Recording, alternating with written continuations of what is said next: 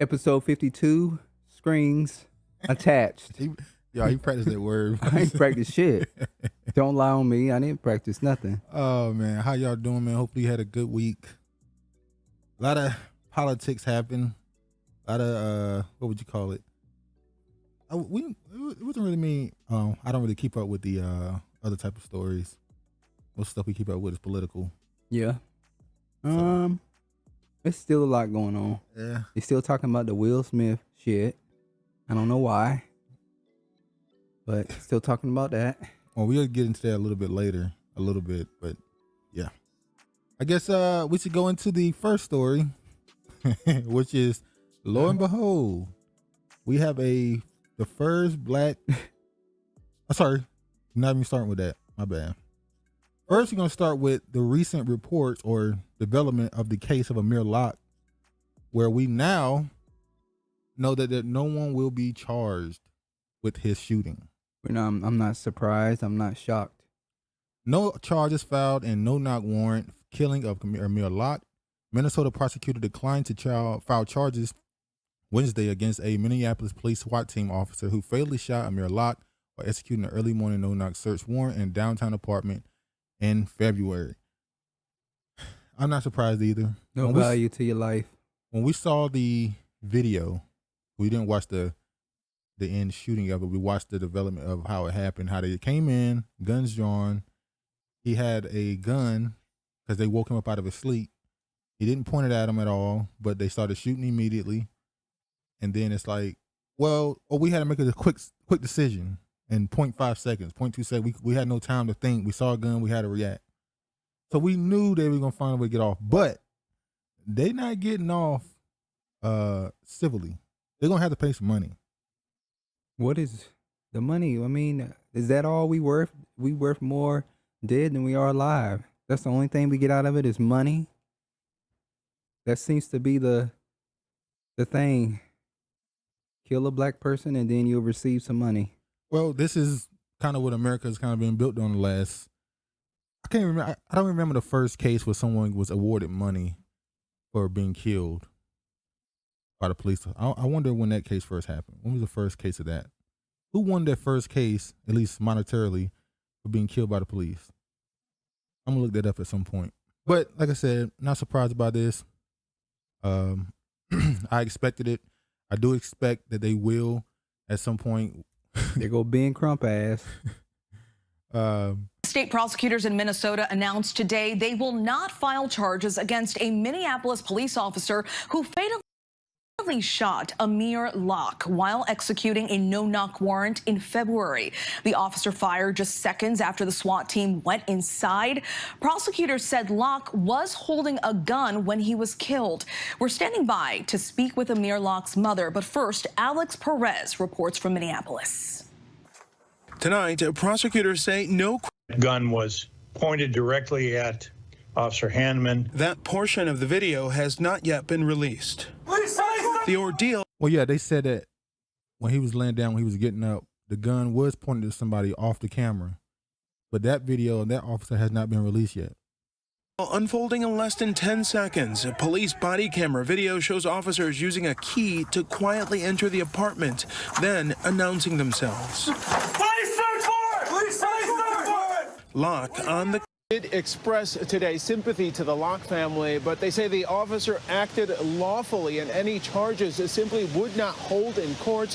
The mayor here, by the way, has instituted a permanent ban on no-knock warrants. That becomes effective on Friday. Stephanie? For more now, let's bring in Amir Locke's mother, Karen Wells, and the family attorney, Ben Crump. Thank you so much.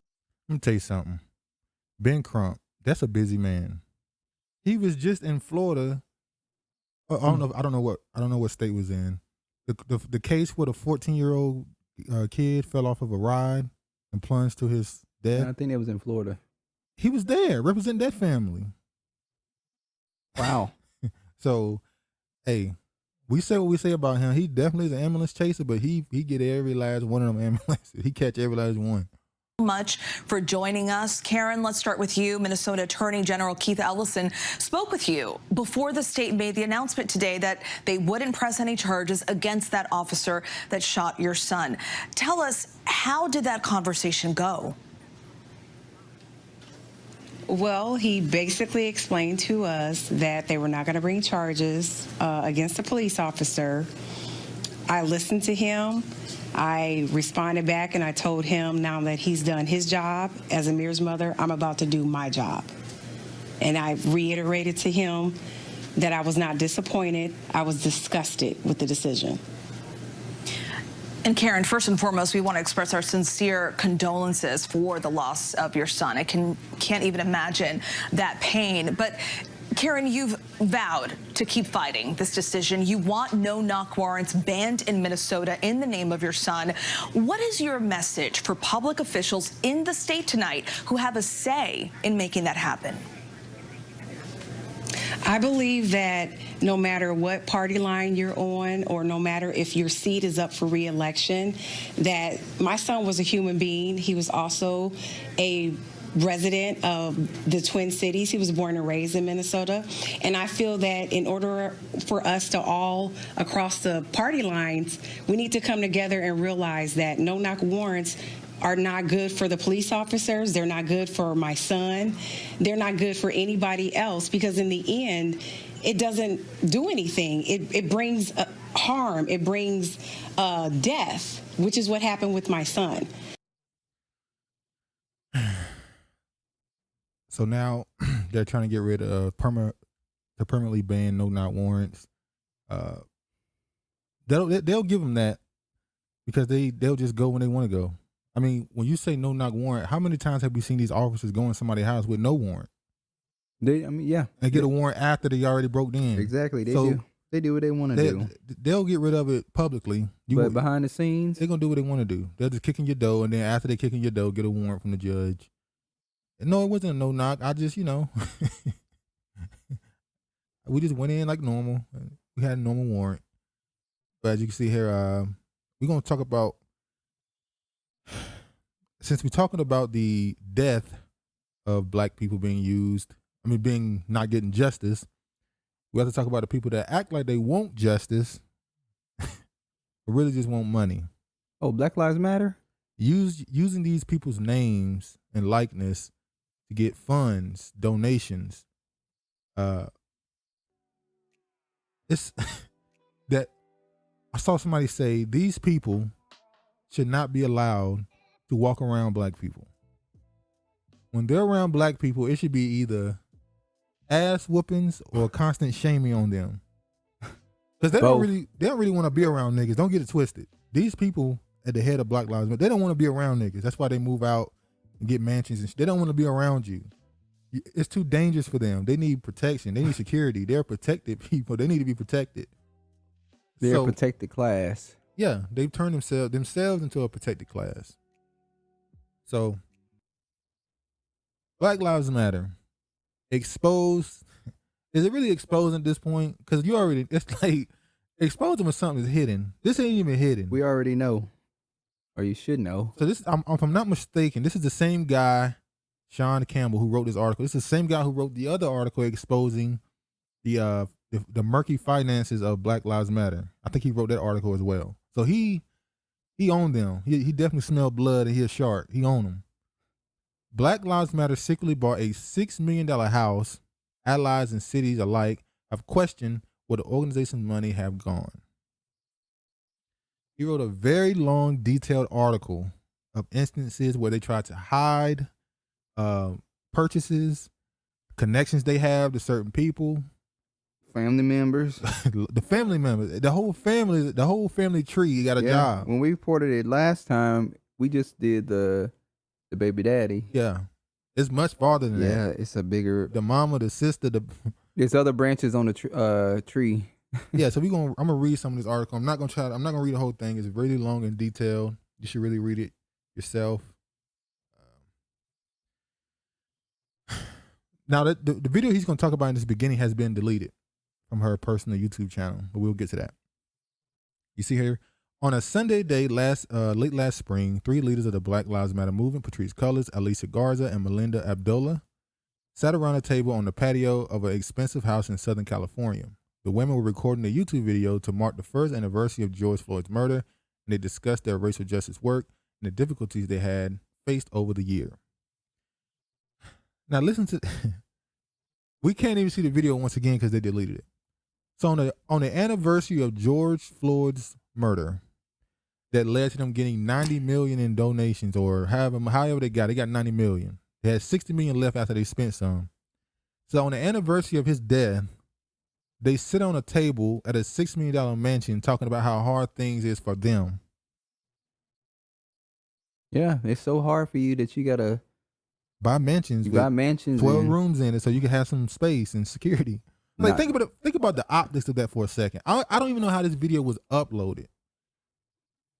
On the anniversary of the death of the man who helped you get the most funding to your, I would love to say charity organization, but at this point it's a damn money laundering scheme. That's clearly what it is. On the anniversary of his death that gave you the most money, you sit around a table congratulating yourself and talk about how hard things have been the last year for you. Dear God. Narcissist. For me, the hardest moments have been the right-wing media machine just leveraging literally all of its weight against me. That's a lie. Against our movement, against Black Lives Matter, the organization. The right wing. That right there is to demonize anybody that speak against them. Hey, if you're not black and you speak against Black Lives Matter, you're a racist. That somehow speaking against Black Lives Matter make you racist. That make you racist. If you black and you speak against it, oh, you just a coon, you're a sellout, you're a right winger. I'm show cooning right now because This is the shaming tactic they're using to get anybody that talk against them. They're just a bad person. We're the good guys. sure you are. Color said, I'm some weeks out from a lot of the noise, so I have more perspective, right? While I was in it, I was in survival mode. She said while they was on her ass, she felt like she was in survival mode. Like she had to pull all the tricks to protect herself and defend herself. Yeah, you in survival mode for laundering that damn money, allegedly. She was referring to an April 2021 article in the New York Times Post that revealed her purchase of 4 homes for nearly $3 million. The disclosures had contributed to the idea that there is a disturbing gap between the fortunes of the movement's most visible figures and on the ground activists across the country. And Cullors resigned as executive director of the Black Lives Matter Global Network Foundation on May 27th, within a few days of the patio chat. Listen to this one. I think they've attempted to cancel us, but they have not been successful in canceling us, Abdullah said in another point in the conversation. They've attempted to say, and I'm just going to say it, she bought some damn houses, we're going to cancel her. Garza cut it in with a comment seemingly addressed to the critics. Y'all don't know shit about what it takes to live in a box here. You see how they try to Minimalize living in a mansion and calling it a box. What they're trying to say is, all houses here are expensive. We could have bought any house, it would have been considered a lot of money. Then don't move in that area. How about leave California? Leave California. Go get a tiny house. Like that's what's going to doing. The other activists are buying tiny houses, damn near living homeless in homeless shelters with the homeless people. Exactly. Hold on, let me say this. I'm not saying as somebody who's speaking for your people, you need to live in poverty. I'm not saying that. But I think if you're somebody who's speaking for your people, is gaining you money, you probably shouldn't buy a $6 million, $3 million house. You should take that money and invest it in the other community. Meaning, How about buying a house in the community? or how about helping the Ferguson community and donating money to them? Not giving them money, and get that open for them. Exactly. Like there's other ways you can help them. I mean, I'm not saying you need to just give them money. I'm not even one of those people that say you need to build community centers and stuff. I'm just saying, how about investing in it financially? Buy a house in that community and build it up. Well, that's what they said they're doing. Yeah, okay. But we know they did. That house ain't no more than a. Yeah. None of the women acknowledge the house behind them is far from a box with more than 6,500 square feet, more than half a dozen bedrooms and bathrooms, several fireplaces, a soundstage, a pool with bungalow, and parking for more than 20 cars, according to real estate listings. The California property was purchased for nearly $6 million in cash in October 2020 with money that had been donated to Black Lives Matter In Global Network Foundation. cash. Yeah. They mean they didn't Wait, want you're right. I didn't even catch that. They paid it cash money. They wanted no paper trail. That is the paper trail. Well, they didn't want to go through the banking. They didn't want to make it a. Yeah, you're right. They didn't want to leave a paper trail. yeah, they didn't want to. Yeah, they didn't want to go through the bank. They didn't want to have to put a name on the check or on the whatever. Cause who's the check name in that? Exactly. We You gonna don't put it in the know. name of the organization? Who bought the house? We don't know who bought the house. The transaction has not been presently reported, and Black Lives Matter's leadership had hoped to keep house existence a secret. Documents, emails, and other communications have seen about the luxury property purchase and day-to-day operations suggest that it has been handled in ways that blur or cross boundaries between the charity and private companies owned by some of its leaders. It creates an impression that money donated to the cause of radical justice has been spent in ways that benefit the leaders of Black Lives Matter personally. On March 30th, I asked the organization questions about the house. This is where he started giving details of how And they they try like to you need to defend mind your themselves, damn business. which is known internally as campus. So they don't call it a house, they call it a campus. Afterward, leaders circulated an internal strategy memo with possible responses ranging from, can we kill the story? So the leaders of this organization, after he asked questions about it, immediately went and asked each other, can we kill this story? Now, in order for them to ask that question, they have to know that they have connections to publications and networks that will kill the story, as in not talk about it, discredit it. I wonder who Black Lives Matter know that will allow them to help destroy a story. Well, we know Black News Network, channel that's no longer available. Well, I wonder if they'll kill this story the same way they killed the Hunter Biden laptop story. Unfortunately, you ain't got They had to bring it back though. Yeah, they had to now because he in the White House now. Unfortunately, Black Lives Matter, they ain't got this type of clout. At least the people in leadership don't. All right, they said, can we kill the story to our angle needs to be to deflate ownership of the property. So we need to make it seem like this is not owned by a singular person. The organization owns it. Yeah, this is for other purposes. This is not for somebody to live in. The campus is part of a cultural arm of org. So that means that you can go stay there. You can use that place Potentially as an influencer house where abolition plus content is produced by artists and creatives. So let's just invite influencers from YouTube, Instagram, TikTok, Facebook. Let them come here and create their content and push out a message from the house. Black people? That's what it's supposed to be. Now we know YouTubers do this, especially there's those gaming communities. They'll create these. You have like 8 YouTubers move into a house and create content together to help build all their profiles. Mm-hmm. So that's what they're trying to do. This is an influencer house. Then this is about building influence, not really about spreading the message. It's about gaining followers and traction and support, but not support for the movement, for the individuals. Because we're gonna learn later what they do with their support individually. Produced by artists and creators. Another bullet is headed accounting 990 modifications and reads in part need to first make sure it is legally okay to use as we plan to use it. The memo also describes the property as a safe house for leaders whose safety has been threatened. The two notions that the house is simultaneously a confidential refuge and a place for broadcasting to the widest possible audience are somewhat in tension. The memo notes holes in security story using public YouTube video. So they're saying we can't call it a safe house because we recording videos and put it on YouTube from the house. So we can't call it a safe house for people who are in danger because people will know where the house at. That don't make sense.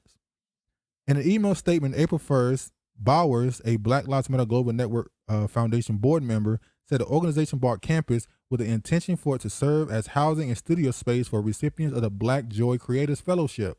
The fellowship, which provides recording resources and dedicated space for Black creatives to launch content online and in real life, focus on abolition, healing justice, urban agriculture, and food justice, pop culture, activism, and politics. So everything. Just get in here and just make some content about anything. Cooking show. Yeah, you can start a cooking show in here. Bowers also said a statement had always planned to disclose the house in legal filings this May, that it does not serve as anyone's personal residence and that purchasing property via private LLCs is customary in real estate as a way to protecting assets from litigation and liability. The statement did not address why, if the house was primarily intended to be creative space, relatively little content has been produced there over the course of 17 months. They had the house for 17 months, and they ain't created shit there really. So what is it for then?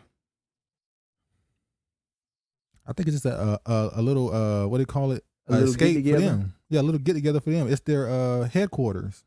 I think it's meant to be their headquarters where they all can go and do whatever they want to do and get away from. It's basically like a vacation home for them, for all the leaders. I wonder, can the average Black Lives Matter person just walk in? No.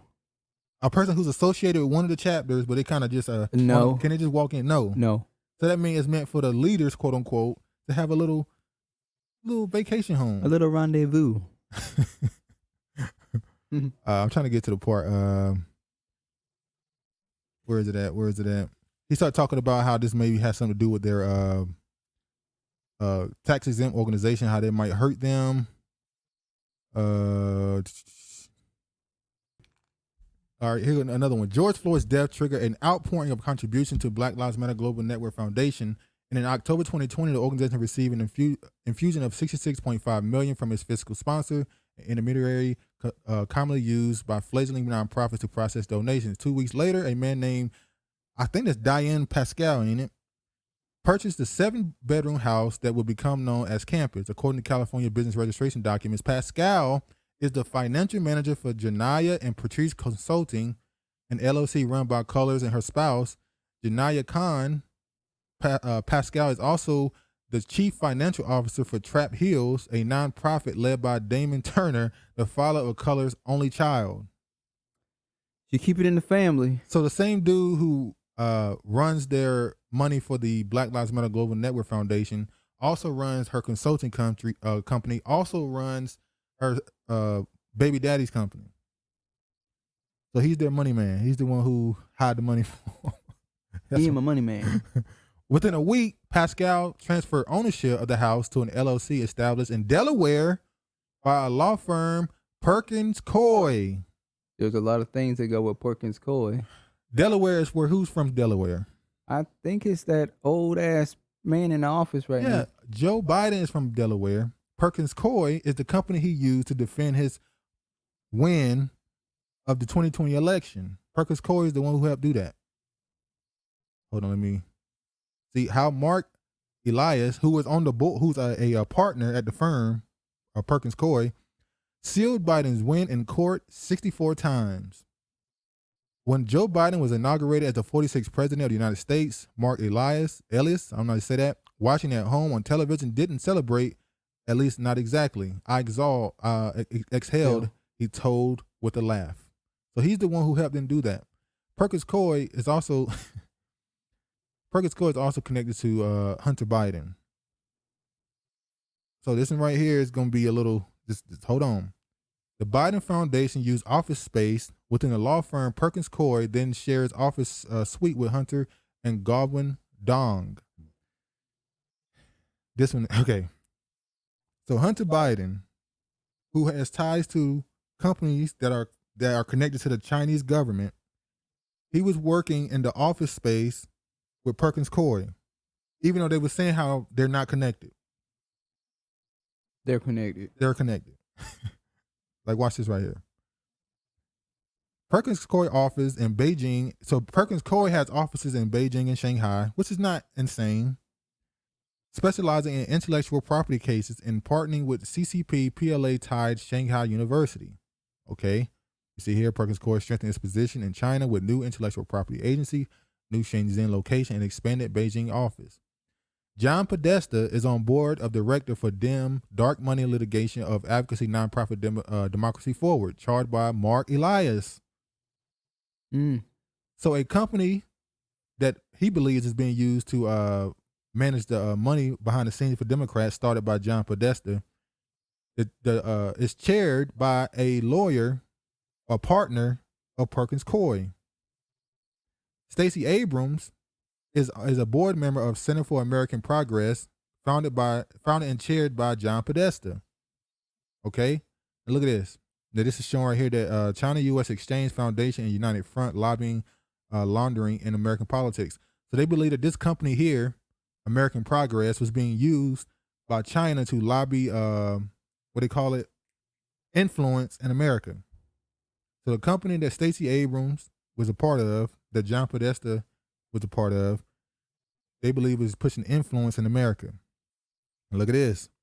Maya Harris, Kamala Harris' sister Maya, is also on the board of the dark money organization Democracy Forward and a senior fellow at Podesta Center for American Progress. So Kamala Harris' sister is a part of the organization that is helping pushing China influence in America. Yeah, we found out that Kamala Harris has her own name in China. What was it called? I forgot the name. Lotus flower, something. She has a name. Like she was given A name. She has a name in their China. language. Yeah, in their language. Also, her name in her own country means devil. Yeah. I think that's pertinent a little bit. Now this Bo Kim, look at this.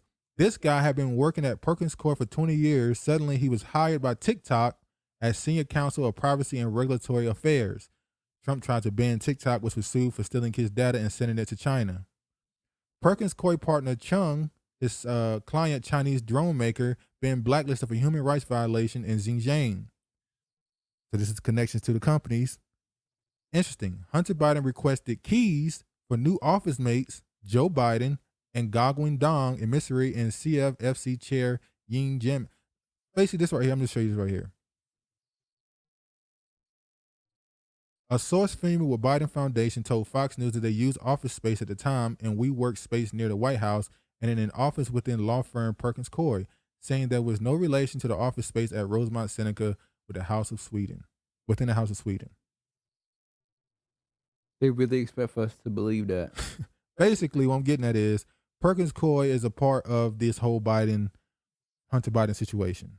So it's not a surprise that Black Lives Matter went to Perkins Coie. Because they all connected. They went to them because that's the person. Black Lives Matter is a Democratic Party controlled organization. Remember when we found out that when you donate to Black Lives Matter, it took you to the money went to the Democratic organization? Yeah. You found out about it and it was like, people stopped the donations. That was a big deal. People found out that they were donating money to Black Lives Matter, and the link was taking them to a Democrat-ran organization. Because when Black Lives Matter is a Democrat-ran one, but another one that was sending the money straight to the Democrats. Can't make this shit up. All right, so the Perkins Coie, so they took the business and they took it and put it in the ownership in the LLC by Perkins Coie. So Perkins Coie is now over the business, or should I say over the house, basically, the property. So they are the property management. Pretty much. The maneuver ensured that the ultimate identity of the property new owner was not disclosed to the public. After the transfer, Black Lives Matter leader began using the house in various ways, including as a set for recording videos and staying overnight. We know all that stuff. I want to talk about who she was hiring. Okay, here we go. On the security messaging platform Signal, in a chat named Black Lives Matter Security Hub, around 24 participants from Black Lives Matter Global Network Foundation, Bowers Consulting, Janaya and Patrice Consulting, and various other organizations and companies called, I forgot, I jumped this right here. Let me go back. Look at this.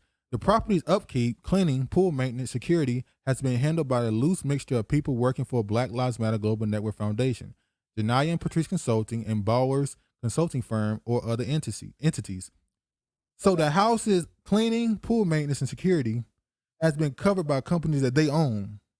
So when they say we have not taken any payment for being a part of Black Lives Matter, they're lying because their companies they're using to actually keep the house in order. So they're paying themselves. They took donations, bought the $6 million house, and now they're paying themselves to upkeep the house. That's called money. That's laundering.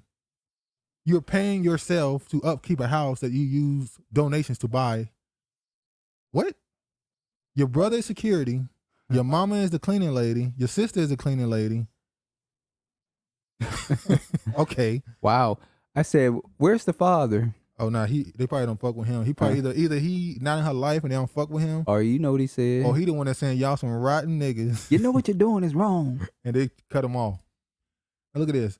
Other entity, Bowers, who also serves as Black Lives Matter Global Network Foundation's Deputy Executive Director, has in the past overseen payments of trapped heels from entities like Colors from entities that Color leads, including an $86,000 fee from a nonprofit called Reform LA Jails and a nearly $150,000 fee from the Black Lives Matter Political Action Committee. They paying themselves for companies that they started or organizations they started. Mm. They start the organization, then use Black Lives Matter to pay themselves. On the center, I already read that part. 24 participants from Black Lives Matter Global Network Foundation, Bowers Consulting, Janaya and Patrice Consulting, and various other organizations and companies commingle on the conversations from June 2021. After Colors announced her resignation, concerns her assistant confronting a man who had been found snooping around the premises. Paul Colors, Patrice's brother, whose title is Head of Physical Security, updated the group on the situation.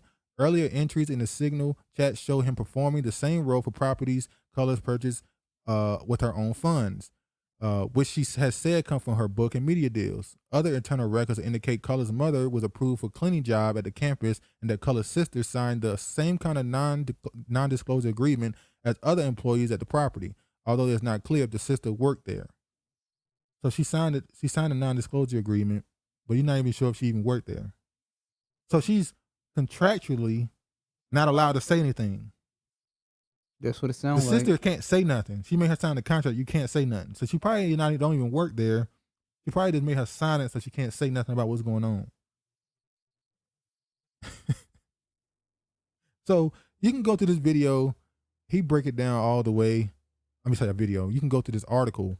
He go through all of it and expose all the stuff, how the money. Remember they bought the house in Canada? And the house was owned previously by the Communist Party in Canada. They're communists. That's why they bought it. So Black Lives Matter Canada purchased a house for $6 million that was once owned by communists. Well, another group of communists bought it. They are paying themselves to take care of a house that they bought with the donations through the death of black people. She hired a mama, I don't know about her sister, her brother, her baby daddy got a business she paying money to. Her child's father. Now here's the thing though. In the last bit of this, there's an update to it. Update. After this article was published, a spokesperson for Khan, that's Patrice Colors' wife or partner, said in a statement, Janaya Future Khan has no knowledge of this house and has never had access to the financials of Black Lives Matter. They have never received payment for any work done for Black Lives Matter. The Janaya and Patrice LLC was created and controlled by Patrice Colors. Khan was not an officer of the account or officer of the company. Khan separated from Colors in September 2017 and left Black Lives Matter shortly after. But the house, I know for a fact, in this article, he says that the house was purchased through Khan. She's the one who sent the money to Black Lives Matter Canada to pay for the house. So is she lying? But she's saying she had nothing to do with. She definitely trying to separate herself from Colors. She definitely in that response is trying to say she has nothing to do with Janaya and Patrice LLC. She said I had nothing to do with that, and I stopped. Me and her separated in 2017. That don't mean she wasn't still affiliated, friendly with her, around her. They just wasn't knocking the boots. Allegedly. So she's trying to separate herself from Black Lives Matter. I mean, in Colors, who left Black Lives Matter, was it last year, right? Yeah. Last summer. I don't know how you gonna knock the boots. Who got on the boots? Ain't got no boots. The boots. Then what's her name? The other woman, Tamedi. She left. She was the first one to leave. She was the first one to go. Then it was Alicia Garza. Yeah. And then last, Patrice Colors. Now who's the leader of it? Because the point of the whole thing with Black Lives Matter was it was a leaderless movement. Who's the leader of it then? Unless they still are, you know. I think they're still leading behind the scenes. Maybe so. But they said they were trained communists. They literally said we were trained to do this. One of them grew up in a household where her stepfather was Jewish. He was a quote unquote activist in the back in the day, where her mother. So I'm pretty sure more than likely he was a communist. Then you had the one who was actually trained by what's his name? I think the guy who was pushing the what do they call it, critical theory. One, I think it was Garza. I think it was Garza or Colors. Was trained by a dude who used to teach critical theory. Caucasian dude, another one. The name is not I coming can't to me right think now. of the name right now. I did a video on it already. You can, if you want to, you can go back and find it. Yeah, I remember that. I forgot his name. So it's not a surprise that they have been entrusted with starting this and run it. They've been trained to do it. Yeah. They've been trained to do this. So I wouldn't be surprised if they still have some level of control over it. All right, let's move on to this.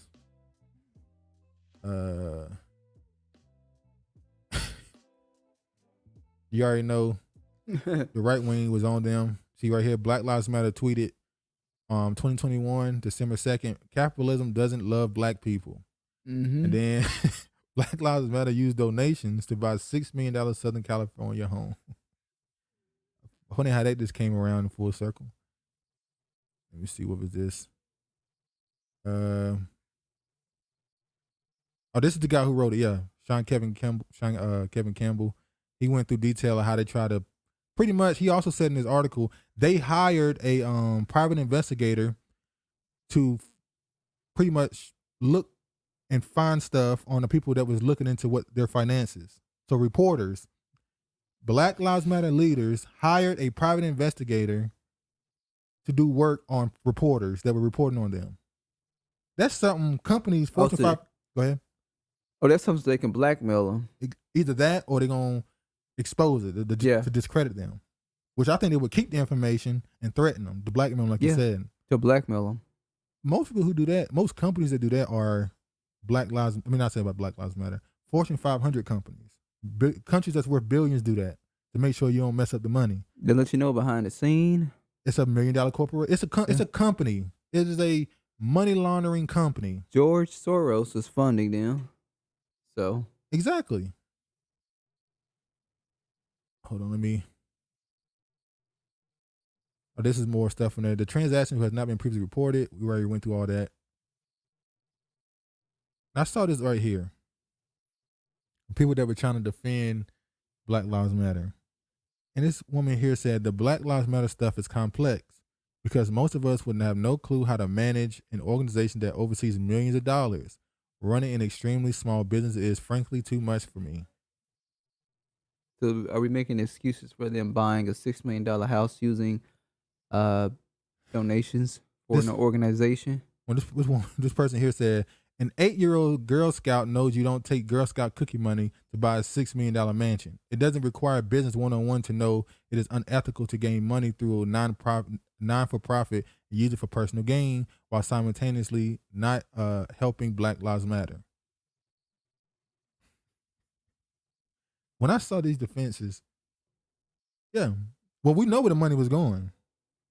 Yeah, you talked about it. We talked about it last week. We didn't talk about it. We didn't talk about it. Yeah, I showed a video of it. That was this week. I love that Monday.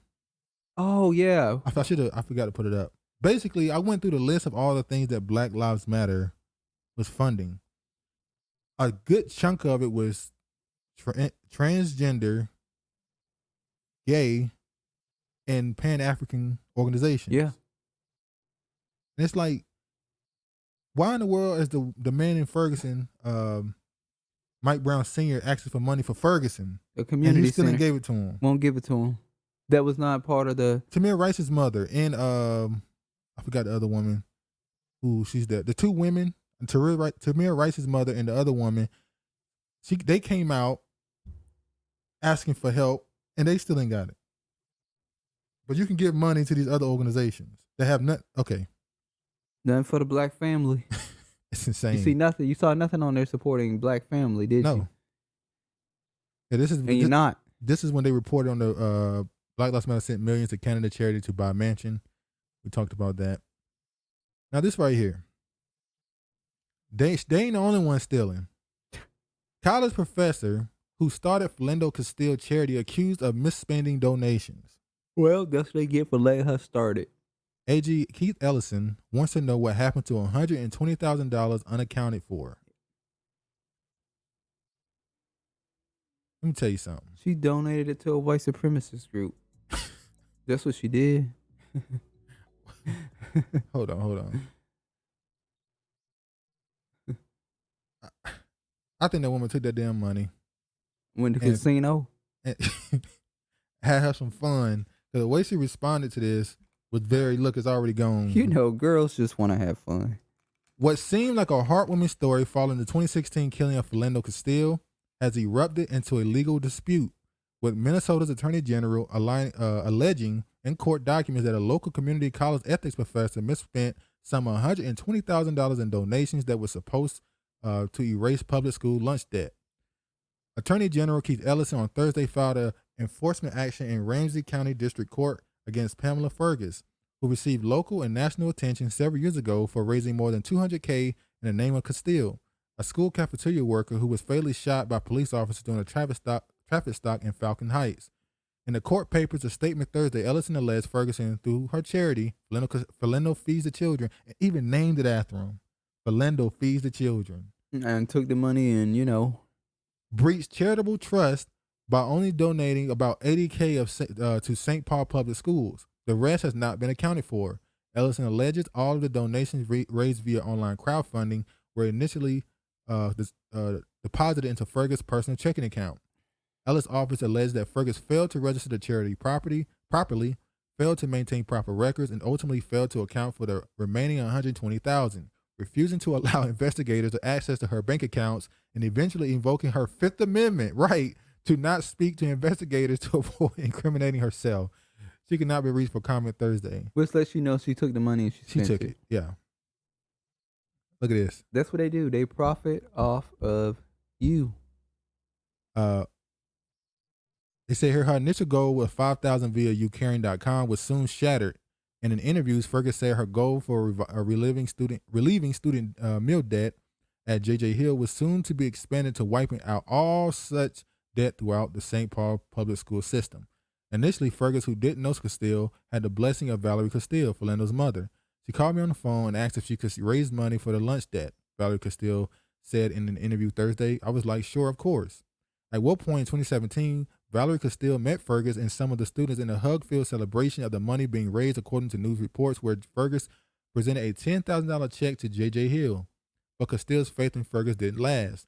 Valerie Castile herself, trying to navigate what amounted to fame over the death of her son, has secured legal rights to her son's name. I don't want any money. I just want to go where it's supposed to have went. I was new to all of this as well. At one point, as donations filled the coffers of Fergus' organization, Castile said she asked where it was all going. She said, I don't owe you any explanation. So you make a organization in my son's name to donate to, and then you won't tell me where the money going. That's why I tell you they wicked. Castile recalls Fergus saying she refused to give me any information about how the funds were being allocated, so I turned that information over to my attorney. And then she obviously went on to now trying to get an investigation to see where the money went. You're willing to sacrifice your image just to make a quick buck. It's $100,000. You're now considered a shitty ass person. She don't care. You're not gonna keep the money. It's donations. You can't keep it. What you mean she ain't gonna keep that money? She done spent. You think she done bought a house? She done bought a house. She done set up college funds for her grandkids. That money gone. She gonna send that money to overseas. Yeah, that money gone. Oh Lord. Speaking of people not getting their money, this was a late ad. I saw this and we had to add it in late. This woman right here, Christine Coleman. Black News Channel, as you know, it ended. They just showing reruns. I think it's still on. Ain't it? Thing they're showing reruns for the rest of the month, or was that last month? I don't know if they're still showing reruns or. I think it's to the end of this month. I thought it was last month, but yeah, you might be right. Maybe end of this month. Black News Channel failed to pay our final checks that was slated to be given tomorrow, and at 10:37 p.m. tonight, they sent out an email saying it was with great regret that we must inform you that Black News Channel will not be able to pay those wages on Friday, April 8, 2022, as previously communicated. Listen to this. Can my employment attorneys tap in? I'm missing pay for work performed, pay for forced deferred pay and PTO, and some are hundreds of my colleagues. We need help. Where are our friends of the network with advice or resources? Attorney Crump, Professor Marquez. She won't Crump there. Crump don't do this type. Unless, one of the Black News networks gets shot by, a white person Yeah, from somebody got that to shoot you in the network, office for him to care. he gotta, Trump said you're not in his jurisdiction. He can't do nothing for you. Look at this. Shad Khan, that's the one who owned Black News Channel, and the BNC should be charged with wage theft. Seems as if the issue is less Shad than the MGMT management. $50 million of Shad's money is in hefty investment to run out at the end. Black News Channel knew this during the first layoffs in December. They didn't wake up in March and realize they couldn't meet payroll. They been knew it was all shameful. And then she said they knew in June 2021. So she's been going all down her timeline saying, give us our money. She said, what's wrong is wrong. We deserve our last paycheck that we already worked. Tell them, Tempest, keep giving them smoke. I have a copy of Black News sales team presentation. This network was a joke. They were asking advertisers to sponsor a kiss for $100K between They were asking advertisers to sponsor a kiss for $100K between a particular talent and his wife on New Year's Eve. Was that that had to be What's his name? that dude and Cynthia from the Real Housewives of Atlanta? Yeah. That's who that was. It seems like no one was in the position to sell, market, or lead knew what they were doing. Black News again mismanaged. Did y'all get paid? A lot of vendors are owed money. Sounds like my Here you go. I'm hearing the former VP of Black News Channel got a VP job at a news network. He knew the shit was sinking, led everyone astray. We was also accused of harassing people, and now off to the next. Please tell the story of what happened when you were working at a particular place and it got shut down. Oh Lord. Everybody I could tell you a story. I could tell y'all a story, but we're gonna pause that. So here you go. She also said that they're not really calling out Shad Khan, that they're actually calling out the CEO. She made sure to point out, we are calling out the CEO. That's the person, because she believes that the CEO basically was scamming the billionaire dude Shad. And guess who the CEO is? don't please. Oh Yep. Lord, no. Yep, it is. Yep, I think his name Purcell. I forgot his last name. See, that's Yep. why you don't work for family. Yeah, Now I ain't never seen no correspondent, no anchor go on Twitter from Fox and SNBC. I don't think she was an anchor. I think she was a behind the scene person. I mean, behind the scene people, whoever it is, none of these major outlets and talk about give me my last paycheck. Only on a quote unquote Black News channel would you see some shit like this. And This is crazy. and This she- is crazy. Yeah. And she went on to say, I can't find the tweet. She said, And damn it, he did it. and she We went on know to say, he did it. when she said that basically it was a scam and all this stuff, she went on to say, look, I don't care who you scamming. Just give me my money. She's like, look, I don't care if the Negro was scamming this billionaire. Yeah, Just she- give me my check. That's all. Said she got a light bill and a gas And a bill gas too. bill too. Shit. Let's go. Pay to- that woman her money. All right, let's move on. Illinois police officer resigns after white supremacist post service online.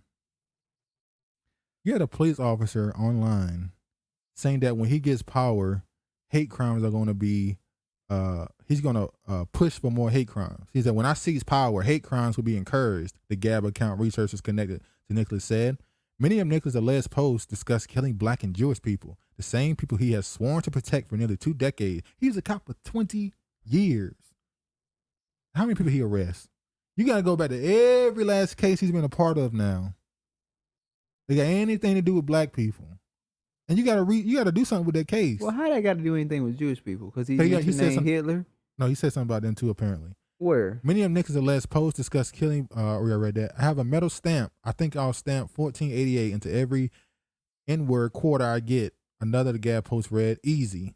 Number 14 refers to a white supremacist slogan, and 88 refers to HH or Hell Hitler. I think 14 represents 14% or something like that. I can't remember. But he talking about black people. He not talking about Jewish people. N-words ruin everything. Even if it's a white doing the stealing, they're likely selling the meat to a black run restaurant or trading it to N-words for dope. Real talk. He said real talk. I guess. I'll say it in English. I am a supporter of as many Holocausts as it takes to cleanse the world of Talmudic influence. Another post said Hitler did nothing wrong. And another discussed how the user told a neighbor of a Christmas party that he didn't believe the Holocaust happened. He didn't really have that much venom for the post he's showing wasn't really that vulgar. Exactly. The niggas he was on there. Sounds like the network wanted the Jewish people to be thrown in the mix, like they always do. Whoever put out this fucking article. Well, yeah. So that's what you got in your police stations. So it's no wonder that a kid like Amir Locke can get shot for having a firearm legally.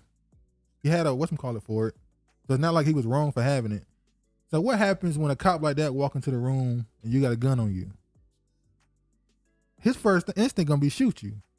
Yeah. Cause That's why you need your own police force. Maybe Black Lives Matter should have took their money instead of talking about defund the police. You could have started independent security forces and put them in black neighborhoods. Police in black communities. You could have used black people to police black people. How about taking that $6 million and taking it to Ferguson and letting know, because we know Ferguson has a terrible history. Well, the country has a terrible history with cops.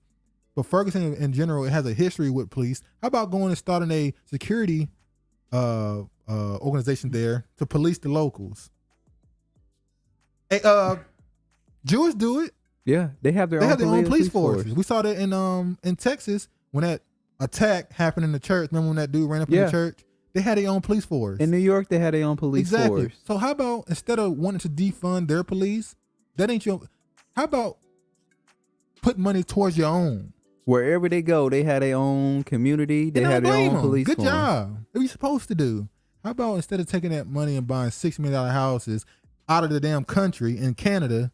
No, niggas don't think like that. Take the money and put a police force in your own community. In LA, how about? You out in LA. We know how LAPD is. Negro said we are not a monolith. We are individuals. Chicago PD, NYPD. Replace them with a police, a security force of your own. But they too busy trying to keep up with the Joneses. I'm just a dude on the internet. I didn't raise the money. I didn't quote unquote organize. You two speaking with too much sense right now. Yeah, I didn't organize, so I shouldn't have an opinion on it, I guess. But it's okay. All right, next up. You see, I want to say something about her, but I ain't gonna say nothing about her. Who? Jackson Brown. I want to make a remark. I'm gonna leave it alone. Well, so you knew that picture you see right there on the screen. You knew that picture was gonna get made. They always do it. So in that picture, you see a few people in that picture, and you go, Betty White? They put Betty White in there? Yes, you see it right here. Where her old white? Betty White, right there by Coretta Scott King. Niggas always. Look at Ruth Bader. I'm surprised they ain't got Bill in there. Oh, nah, they took Bill out. Michael, you got Nipsey Hussle. Aaliyah, like, I didn't know if it's political or just influence. I think it's just influence. But it's supposed to be black. Well, you get an honor. They have their honorary blacks. Oh, yeah. People who they invite to the cookout. Please kill the cookout. Kill it. They ain't gonna kill it. All right. Jackson confirmed as first black female high court justice. I'm disgusted. The Senate confirmed Ketanji, how you say it? We don't give a damn how you say her Brown name. Jackson to the Supreme Court on Thursday, shattering a historic barrier by securing her place as the first black female justice. Now, there's something interesting about that. We're going to talk about it now. You go ahead and go right into it. She was voted in, or should I say she was selected. She's confirmed. But y'all do know the dude whose seat she's taking, Bauer, he's still on until June or July.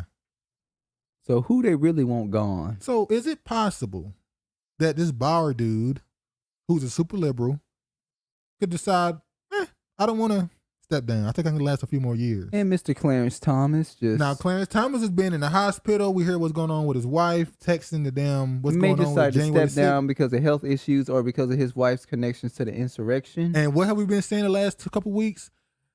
First they said, should Justice Thomas be forced to not be a part of the January 6th investigation? Now they're saying, should he be forced to resign? Is her job to replace Clarence Thomas? I believe so. And listen, I don't really care. Yeah, I don't either. I don't fuck with Clarence Thomas. Nope. He's a weirdo. He's This is not. It's not a lie. He is literally a black separatist, but he married a white woman. His only child, if I'm not mistaken, is with a black woman. But after he, I guess, divorced her, he had a situation where he was accused of sexual harassment by a black woman. A black woman. That's the same thing that happened to Kavanaugh happened to him back in the 90s. And he ended up, I think by that time, he's already married to the white woman. And it's like, he's literally a black separatist married to a white woman. He wrote a paper on this. This is actually his beliefs. But anyway, I believe they're either going to run him off through his wife or they're going to do what they did to Scaletta.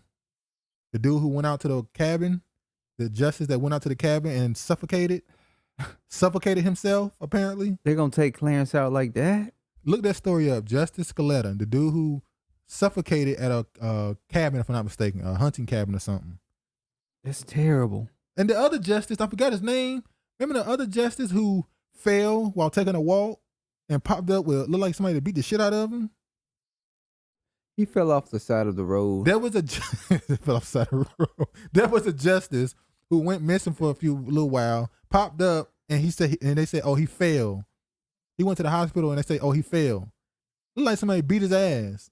Look up pictures of politicians with black eyes, or hell, celebrities. Oh, you remember they beat Mitch ass? Yeah, Mitch had his whole hand was blue. Like somebody held his hand and beat him in the hand. Yeah. And look at his politics now. He changed. He flipped on Trump. Yep. So what are they doing to these people? They whooping their ass. That's what they're doing. You don't want to listen? Okay. A Senate confirmed Ketanji Brown Jackson to the Supreme Court on Thursday, shattering a historic barrier. We read that.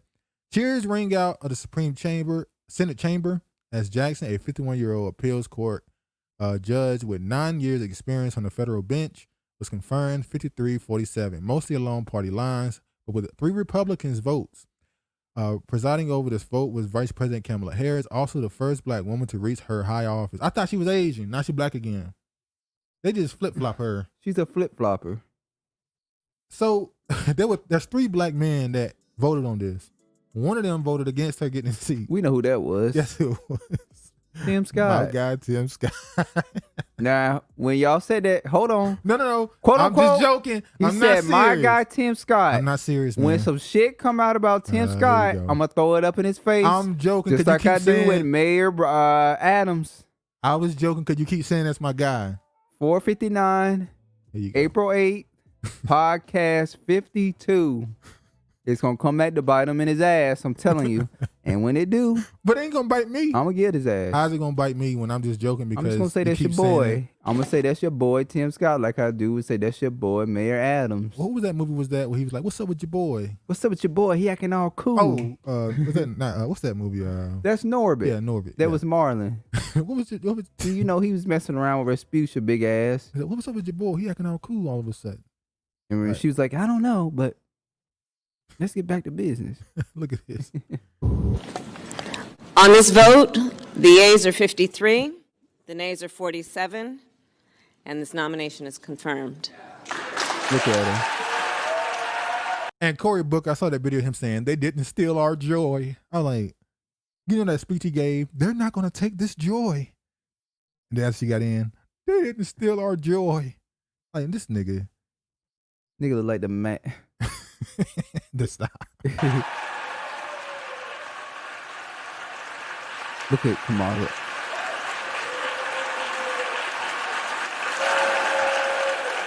obviously they give her collapse.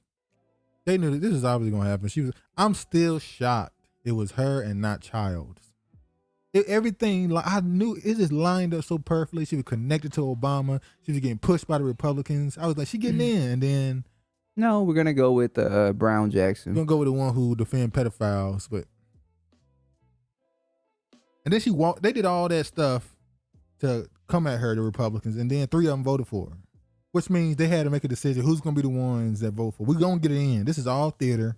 Yep. Who's going to be the ones? There was a lot of threats going on. Well, the ones that voted for her are ones that are not going to win come midterms. They're all going to be out. So they were like, you guys can do it. Yeah, we'll you ain't going to win no way. Yeah, you out anyway, so.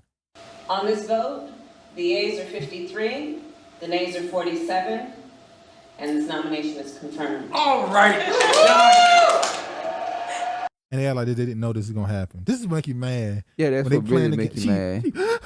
And Joe all Biden right. looking like a walking corpse. He really do look like a White Walker. I told you, the man has aged 10 years in a matter of a year and a half. The man has aged. It took, I could say, it took my grandma, before she passed, it took her about the last 4 years of her life to finally start looking older. And she still didn't look that old. And she still didn't. And she went through strokes and stuff. And this woman went through how many strokes? She had multiple strokes. 5 or 6 strokes. And she still looked young. And her face was never dropped. She never had the left side stain. But she didn't start looking older till about the end. That's how she died, a stroke. Yeah. So how he looked like this? Remember, Biden did go get plastic surgery to tighten his face. So that might be why he looked dead like a skeleton. He ain't got no fat in his face because he put it all back. No, milk just spoils, so. Milk spoils. Okay. Wow. Look at him. Congratulations. This is a big day. Now keep in mind, there's no seat on the Supreme Court right now. There's one. They still gotta wait until. So now they gotta wait till one leave willingly, or one leave in a bag, or one decides that they no longer want to return. Or one get told they want to retire. You want to retire, please. But yeah. Now, is it possible? Let's say this happened. This is a long, long theory. What if Biden says, I'm not stepping down, I decide to stay, and Clarence Thomas stays too, nothing happens. Oh, now we have. And then after the midterms, the Republicans wipe the Democrats out, wipe them out. And now it's time to put up another. And then Bayer, whatever his name is, decides, yeah, I think I'm ready to go now. Does her confirmation still last throughout the Republican? I think it does. So are they setting her up to be able to be confirmed during the Republican run? Probably so. They always think ahead. They don't think present. They think future. So they like, okay, we're gonna lose badly in 2022, the midterms. Oh yeah. Let's go ahead and confirm her now while we have the majority, so that when we don't have it and Biden decides to step down then, or anybody else, because old people, all of them old. We already got somebody confirmed. The Republicans are going to mop the floor with the Democratic Party. It's so much stuff. It's bad. I mean, it's not even because people are going to vote for him. It's because a lot of people are just not going to vote for Democrats. I agree. It's going to be... If barring some shenanigans happening, there's going to be a shellacking. Unless they pull a rabbit out of a hat. Hey. Like they did last time. Good morning. I know you. Good morning. Stop, I know you. Good morning. Good morning. Yeah, we saw what they did in the last one. You know, they came out with a good victory, you know, very surprising. Georgia, and they fought for Carolina. It was very close. Arizona and Pennsylvania and Illinois, and let's move on. Did they ever never mind. Huh? Nothing. Cause they don't get your head. All right, let's see what this dude, he made a little clip. I want y'all to see how Biden come on, man. When you see this, that he lost track of what he was saying. And Kamala Harris loves every minute of it. He lost track of what he was saying mid-sentence. Watch this. Good morning. Good morning. Good morning, America. That woman love fake laughing. Look at her face. She know he about to fuck up. No, watch what Biden says. America is a nation that can be defined in a single word. I was going to put him. He said one word and then just fumbled. It's supposed to be one word. Excuse me, the foothills of the Himalayas with. I was going to put him in a single word. I was going to put him. Excuse me, the foothills of the Himalayas with Xi Jinping. traveling with him. I guess we traveled 17,000 miles on his way. Now, do y'all remember when he was saying that right after the election? He kept saying how much he talked to Xi Jinping and how he traveled with him 17,000 miles. And then the media came out and said, oh, Biden's mistaken. He didn't travel that much with him. And he said it again. He said it again. We in 2022. We in 2022. He said it again. And what? He went from America can be defined in one word and then went to Xi Jinping 17,000 miles again. They don't got nothing to do with what he's talking about. I don't know that for a fact. And she loved every minute of it. She's like, this mug is done. She's like, so what's the plan? But he can't go much longer. The Hunter Biden thing is catching up with him. He can't go much longer. Everybody is just waiting. Which one? When? For them to come out and say Hunter, President Biden is unfit to be the president of the United States, and Vice President Kamala Harris will be fulfilling the rest of the remainder of the term. Who is going to be the vice president? Well, there's theories that the big guy. Shout out to damn. See, y'all know Travis do this every damn week. He jumped the damn gun every damn week, and you do it on purpose. I don't jump. Yes, you do. What did I do? All right. No, just ignore what I said. You can Ain't talk no about it ignoring. later. You done said. Hold on. All right.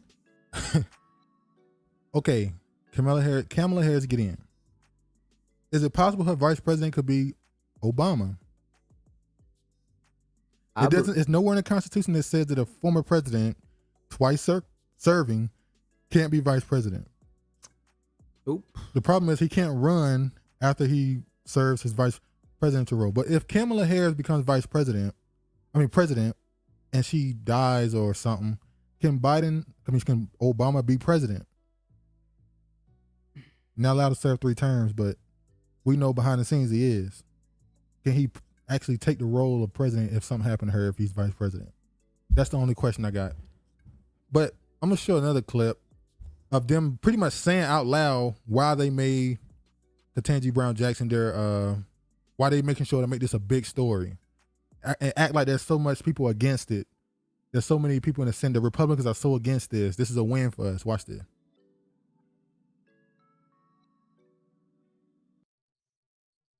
You think back 2 months ago to what Democrats were saying at the time. This was supposed to be a moment when Democrats could really remind their base, this is why you put us in office. This is why you elected a Democrat to the White House. This is why you have Democrats in control of the Senate for a moment like this. And of course, we are getting months away from those midterm elections. Democrats hope to use this again as a moment to remind voters of that once again and the priority, and particularly Democratic strategists say among black voters and black female voters, to try and juice a little enthusiasm among that group. If you look at polling numbers, has really dropped off. Go ahead. No, go ahead. No, go ahead. So are they going to fall for this carrot that they dangling, or are they going to continue to sort of wake up and have some kind of damn sense? You notice they said black voters and black black males don't even get a shout out. It's not it's not about shout out or credit. It's deliberate. No. Yeah. They're doing it for a purpose. It's not, let me tell you, when they say this, it has nothing to do with black men. They don't care how you feel about it. The point of the matter is they're coming after a particular group for a reason. Yes. Trump literally, when he was pushing for black voters, he focused on black men. He literally said out his mouth, I know I ain't getting a black female. He knew. There's no way the Democratic Party is not losing the black female vote. So he didn't even try. He didn't even try. So what? But the thing is, when I said that, they always say the black vote and the black female vote is two separate Isn't it all the same, all in one? Well, what they're really saying is the black vote and their leaders. Yeah. That's what they're saying. That's exactly what they're saying. And I can't dispute it at this point. Every time we talk politics and talk about people at the top, look who's it. I have to literally look for stories almost of black dudes doing goofy shit. Because none of them are in power. Most of them are insignificant in politics. That's just the truth. Any of them that gain any sort of traction, look at Cory Booker. Like what can I possibly say about him? It's like he's just a nothing burger. We know what we could say, but we done said that. When he had that fake relationship with Rosario Dawson, we know what he is. She a lesbian now, right? Yeah, how you start dating a politician during his presidential run and then turn lesbian after you break it? Like, okay. Even though I don't even think she's a woman. I think she a damn tranny. We get into that. So when it comes to politics, at least black politics, there's been deliberate action put toward putting particular people in leadership. And if you point this out, you jealous. And it's like, this is pointing out obvious strategy. This has nothing to do with jealousy. It's about the fact that they are clearly they're trying to cause division. I'm telling you, they're not. I think it's past the division, gender. No, you're insignificant to them. Look at how they treated you in the 2020 election. They literally wanted you to vote for Trump. You want to know why they wanted you to vote for Trump? So they could not give you any credit. They were happy when 20% of black men voted for Donald Trump. They said, thank you. We can focus on that 20%. We ain't got to talk about these 80-something% of Negroes that keep stupidly voting for us. We're trying to run you off so they ain't got to give you no credit. The Democratic Party? Yes. Oh, okay. Historically, black men have not voted Democrat. I had looked this up myself. I did not pay attention to politics until 2016, like 80% of the damn country almost. I found out Obama in 2008, when Obama got 90+% of the black vote, that was the first time since a long time. For the most part, the Democrats was getting high 70s, mid 70s black male vote.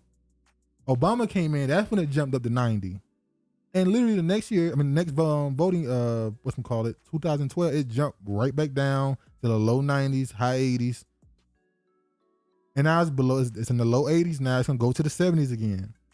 They know historically they're not going to be able to keep the black male vote, at least at a 90% clip. So they don't care. They don't care what you do. They can't rely on you to be able, not only are you a lower percentage, you're a lower number. Less of you are voting. So it's not to split the community. They just think you're not worth focusing on. So it is what it is. You gotta build up your political capital. Now, we go to the next part. I already showed that. Them praising. Will you be surprised by this? Yes, I was very surprised that Bernice King. This is the problem. They see the representation. They don't care who it is. Well, that's bad representation. That's my point. They just see it's a black person. And it's like, how many times do we got to keep seeing first black be the worst thing ever and ignore it? Every time you hear first black, it's never good. Or should I say, it's rarely good. Yeah. First black is normally the biggest conformist. They stick by the books. They gonna treat everything the same way. The people you consider your enemy. And they always say, well, they the first to do it. They just get in, they gotta do what they gotta do. Yeah, look at Obama. Oh, when he's the first black, he can't do this. No. And then niggas in 2012 turned my stomach when they said, he not the president of black people, he the president of the country. And it's like, you goofy. They lie. Just like that, she not black, like that lying ass AOC. You remember when she was saying, when she get in there, she doesn't care if she's in there for 8 months. Yeah. She's gonna go in there and turn things around and rip up the party, and she didn't do shit. And now she 4 years later, she ain't done shit. She's voting for Nancy Pelosi as a speaker. She's doing everything everybody else would have did. All they do is lie to get into office. Now we're gonna talk about this for like a quick second. I want to just make a point. There was an article that was connected to this. Ketanji Brown Jackson recently. Why more black women should consider marrying white men. Now, I don't even want to talk about the content of the article. I don't care. But the author, Ralph Richard Banks, do you know that he's been doing these articles and being in mainstream or legacy publications have been constantly putting him in front of everybody since like 2011 with the same articles? Either he's mentioned in the article or he's directly the writer of it, the author of it. Look at this. So this is obviously 2022. He was mentioning this one. This is 2011. Is Marriage for White People? That's the book that he wrote. Stanford law professor views on black women marriage deficit. So his book is Marriage for White People. Is being constantly cited and used as an example for why this should happen. Here's another article. Let me see another one. Here's another one that cited his work. Here's another. This is 2011 as well. Here's another, 2011. Here's another. So this dude is constantly cited and used as an example why this phenomenon should be more normalized. You do know, when people first see him and the way he speaks, there's a certain, people automatically think, oh, he must be, no, he's married to a black woman. And it's like, well, what does he represent? Is he another form of the Boule Eugenics project? Because when you see him speak, he constantly pretty much say that black men, he's talked very low of them for the most part. And he's basically making the point that we need to improve the race. Is he a Boule eugenicist? A modern day? I showed y'all, I did not know this. A lot of these great leaders we remember back in the late 1800s, early 1900s were eugenicists. They were a proponent of abortion and killing off the quote unquote dumb and morons of your race. Yeah. So this is, eugenics is a thing amongst the black political social class. But he ain't black. You said what? The guy ain't black. What you mean? He's a white man. Who? You talking about her husband? Who husband? I thought you were talking about the white guy, the author of the book. No, the author of the book is black. Oh, why? Yes. It's what? A black. Oh, that's what got you off. No, it's a black man. You must thought it was a woman or a white person. No, it's a black man. A black man wrote a book saying why white. No, the name of the book is Marriage for White People. And he goes in. No, he goes in to make the point that black women should diversify their dating options, whatever. That's whatever. I ain't want to talk about that part. The point I'm making is he's constantly been put in front of legacy media, and his book has constantly been sold. Imagine New York Post at the time when Ketanji Brown Jackson is about to be confirmed as a Supreme Court justice. They put out an article with this man. This is on purpose. Yeah, this is not a coincidence. So is he a part of the Boule Eugenics class? Probably so. So that's why I don't care about the other stuff. Whatever. You need people to tell you who they are. If somebody tell you that type of, be glad they told you. It's a blessing. Now you know who they are. Move on with your life.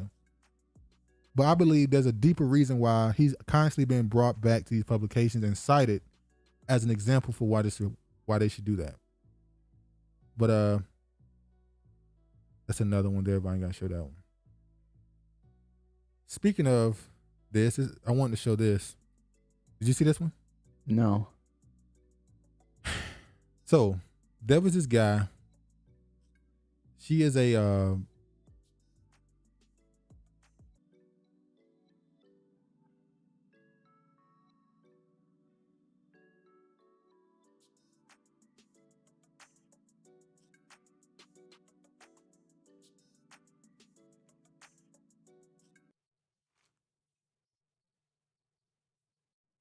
okay. When I did that. Fatal Miami stabbing video shows IG model covered in blood after boyfriend's fatal stabbing. There was this Caucasian IG OnlyFans model who is dating a Nigerian dude. Yes. And apparently she stabbed him to death. She stabbed him in the shoulder and she hit an artery and he bled out. That's the story at first. Now she used they used a law to get her to go to a psych ward rather than jail at first. And a lot of people think she's more than likely going to get off with self-defense. Though the friends of the couple say that they never fought, that they saw her hit him, but they've never seen him hit her. So more than likely she's going to get off with stand your ground and all that stuff. Whatever. You hear the case, you go, I don't cheer for it, but it goes, hey, you made a decision. And the reason why that I stand on that, the receipts king himself found certain things he said in the past, and a lot of people got mad with him for saying this. He didn't really say anything directly about him. He said a Nigerian man named Christian Abamseli spent years dissing foundational Black Americans on social media. It really showed disdain for Black women and expressing his love and desire for white women. Well, you know the old saying, be careful what you wish for. So you see these messages, he said, full of ignorant Black women, Akata, why always the one ghetto Black boy in back talking throughout class, get out. The way Black girls disgrace themselves on TV. Once again, I'm tired of these Black girls in the government class. Want a white girl. I can teach a white girl a little about African culture. Oh. When the beauty white girls are wearing white booty shorts everywhere. Now that's what I like. So yeah, all he was doing was putting a little black in her. Oh, like, what up, George?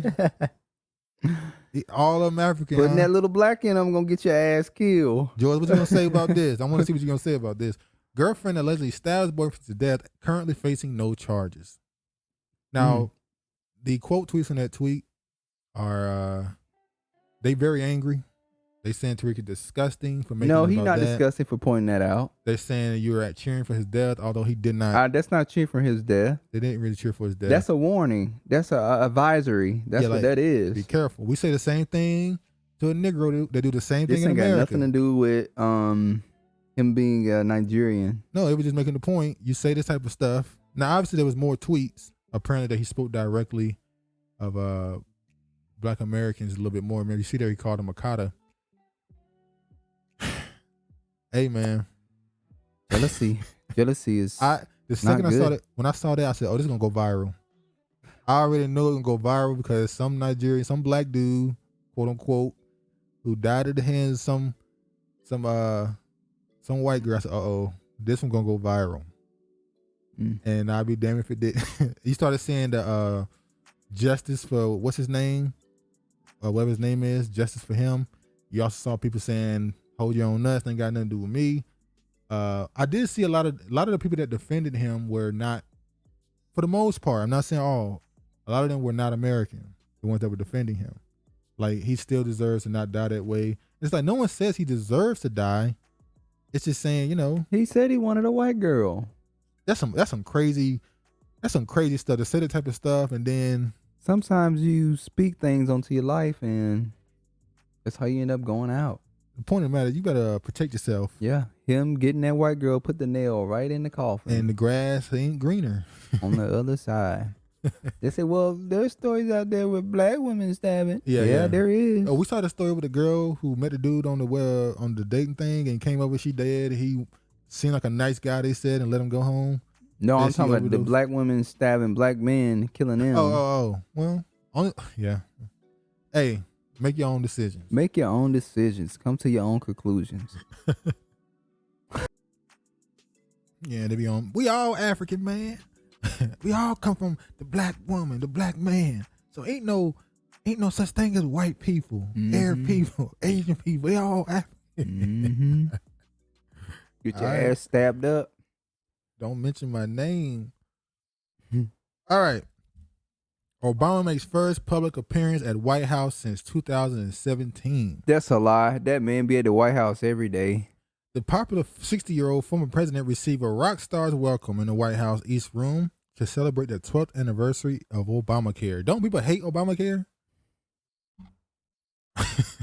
Well, it's not even called Obamacare. It's actually called the Affordable Care Act, which is actually the Mitt Romney plan, by the way. But Obama put in Mitt Romney's plan and they named it after Obama. Well, white people named it after Obama. Yeah, to bring hate toward the Republicans called it Obamacare. Exactly. Even though it was their plan, the Republicans. Which makes you know it's all theater. Yep. None of it's real. All right, let's go. Mr. Brown Nose. Brown Nose. She got a. Look at her. Wait a minute. Somebody mocked her for her suit, by the way, and got fired. Wait a minute. You heard? Yeah, I was looking at that. They got something. I think Kamala was trying to get every amount she could from Obama's and make her poll numbers go up. I think Obama might be. Because I'm gonna say this: A lot of Negroes still hypnotized by Obama. A lot of Negroes can't break it. Kamala Harris said, I just got my neck tightened. Oh, yeah. I can't, you know. Oh, I just caught what you said. I can't help you. You're going to start. I want to loosen up again. I know all the wrinkles are gone, you know. Too much head movement. Bobblehead. They used to call you job. Vice President Kamala Harris gushed Tuesday that it feels good to have former President Barack Obama in the White House before the 44th president teasingly referred to President Biden as Vice President Biden. He wasn't joking. The popular 60-year-old former president received a rock star's welcome. Feels good, doesn't it? Harris chuckled as Obama made his first public appearance at the White House since leaving house in 2017. Obama stepped up to the and drew laughs when he acknowledged Vice President Biden before adding, "That was a joke." You better say it was a joke. But people still wasn't give a fuck. He wasn't buying the shit he was selling. They said it's not a joke. It's not a joke. He's not even a vice president. Oh yeah, there's another rumor about who the real vice president is. We're gonna get to that. I saw this right here. Look at this. It was a black woman, wasn't it? No, it's a black dude. See there? See how you judging? Shout out to black voters. We did this. And look, got 13,000 likes. But look, they turned the comments off. And all you guys are white people. I literally cried happy tears when I saw this. So full of emotion. Yeah, I was enraged when I saw it. We got it done, America. Remember when she said, "We did it, Joe." People using that moon. What a joy to see these three beautiful people in the White House. Are these people or bots?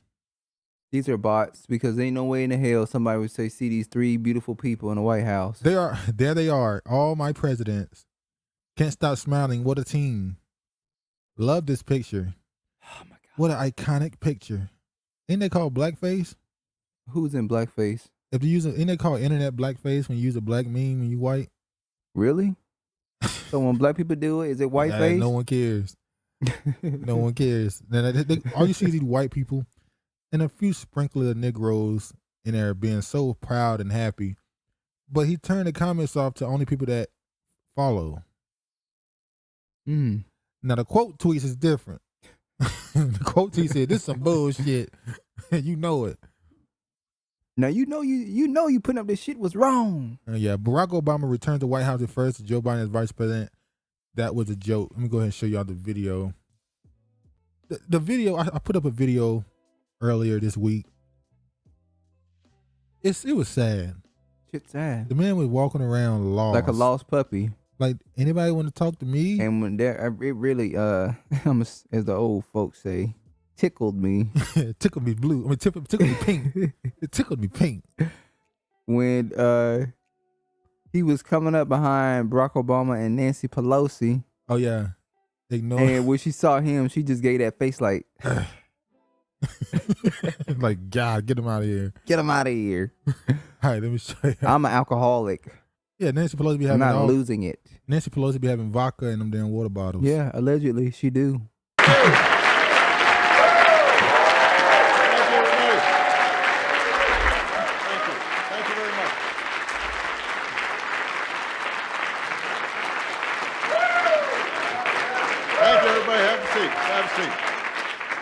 Thank you. Vice President Biden, Vice President. That was a joke.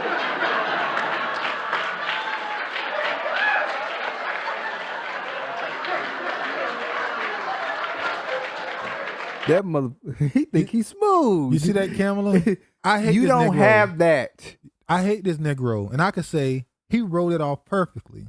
He came over there and like he was about to give him dap, but then he's like, "Oh, it's a white man. I gotta dap. I gotta dap his back up." She don't got that. She ain't got it. She would have. That was a joke. And it would have been like, "Get your raisin, put the potato salad ass out of here." I thought you were going to say your raisin neck ass. No, she put turmeric. No, I thought you were going to get your raisin neck ass about. Raisin. That's even better. That was all set up. We know. Like this My whole president, presidency. Yeah, you know how if if you listen to what he said, he was like the Vice President Biden, Vice President Kamala. You know, it's all a joke. It was all set up. They be telling you. He's not joking. They're joking that they're joking. They're laughing at you. Everybody in that room know. Joe Biden, Vice President Harris. So he went in. He went in for the allegedly they went in to give big ups to their ACL Affordable Care Act, but I think it really was meant to boost polls. They just put in. They know they were about to confirm Jackson. Got Obama. He's still popular. Let's come in. Let's bring him in. Let's have him hug some people and talk with some people and bring some good feelings back to the White House. Because it's depressing right now. But I think coming out of this, I don't think he was there to help Biden. You think he was there to help Kamala? Because she took more pictures with him than anybody. And all you saw was teeth. The whole time. I mean, she ain't never had that many teeth. I'm going to show you. Let me show you the next video. Vice President. All right, come on.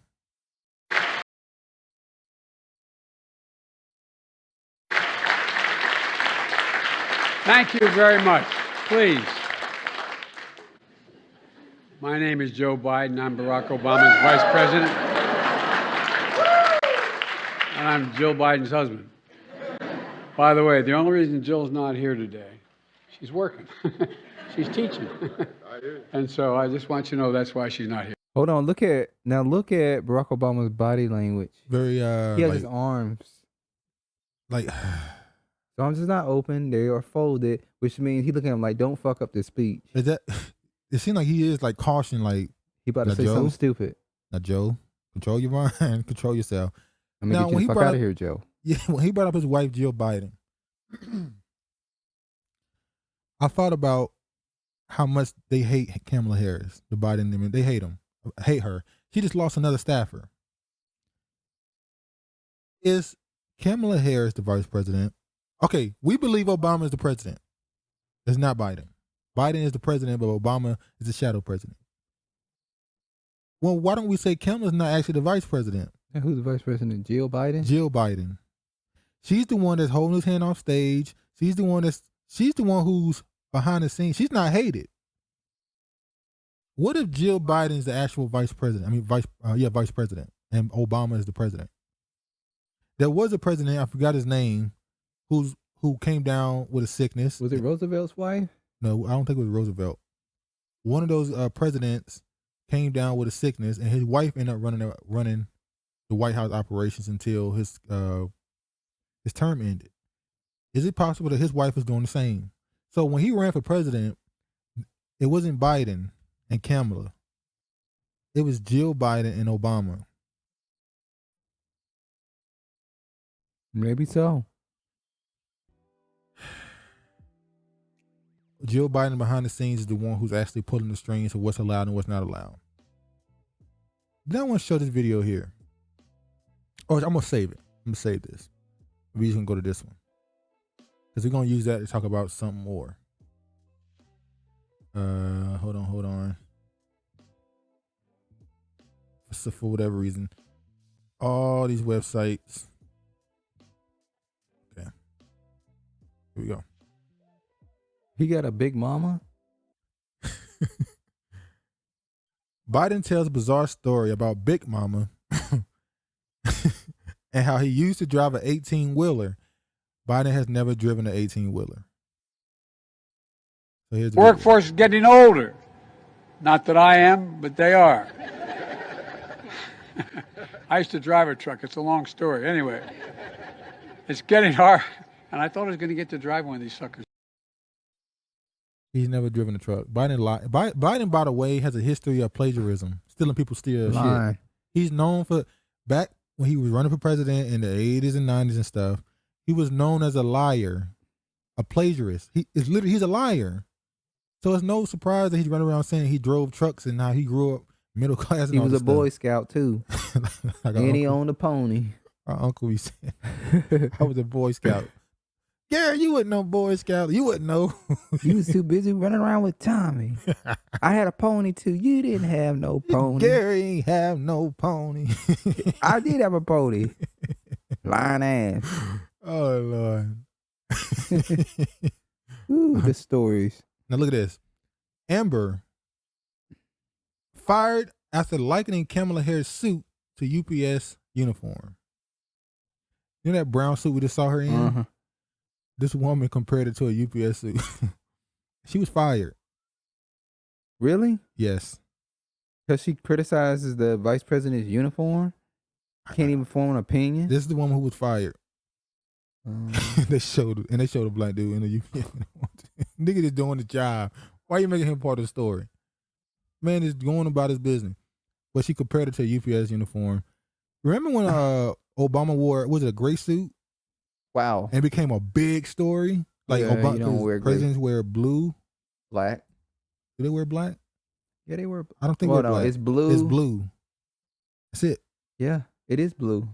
They don't wear black because that's what the special. That's what Secret Service. Well, I think they do wear black sometimes. Then they have on and then a red tie or a blue tie. Is that yeah? Well, that became a big story. Now you got her wearing full brown, and a girl simply said she like a UPS uniform. She wore brown again just now. Yeah, I think it's the same day. No, it ain't. Wait, what the hell? Did she just wear the same thing? She didn't wear the same thing. It was a lighter brown that she had on with yeah, at the Affordable Care Act thing. Yeah, so she got fired for simply commenting on the woman's wardrobe. Petty. I don't think somebody would have gotten fired off of commenting off of the president's wardrobe. See what you deal with when you invite this into the White House? Yeah. Biden called. Now, this right here is where the Ukraine thing is still happening. We know now that Psaki, like I said name, is leaving and going to MSNBC. Biden is now calling for a war crime trial after burqa images surfaced. Also, just today, or it'll be yesterday for y'all, Russia is accused of shooting a civilian train in Ukraine, killing 50 civilians, according to Ukraine saying this. This is the West saying that Russia blew up a civilian train, killing 50 people. So now they're pushing this notion of war crimes against Russia. And I got a reason why I think they're doing that. But before we get there,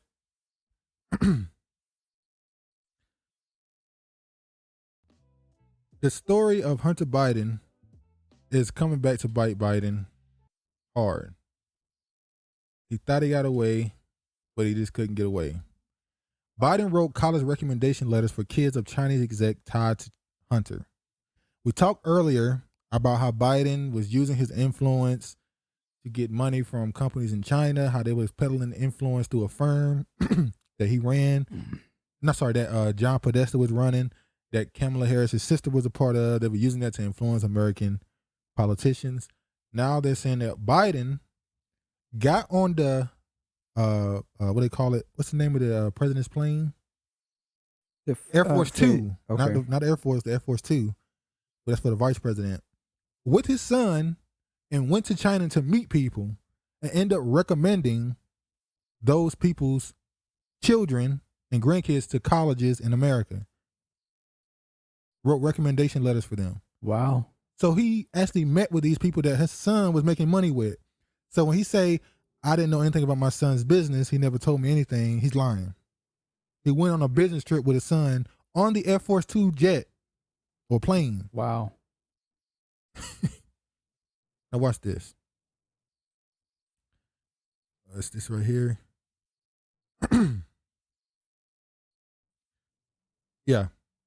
Remember earlier when I said that Hunter Biden asked for a key for his office mates, Joe Biden and the Chinese dude. And they said it's not true. Then the emails came out and it's right there, him asking for keys to the office for his dad. But his dad not supposed to be a business partner with him. What he need a key for? Damn. Oh, they own it. Look at This stuff came out 2 years ago, and now it's just being allowed to be mainstream. That's the guy from Fox News that had the comb over. Yeah, when Biden called him a jackass or asshole or something. Yeah.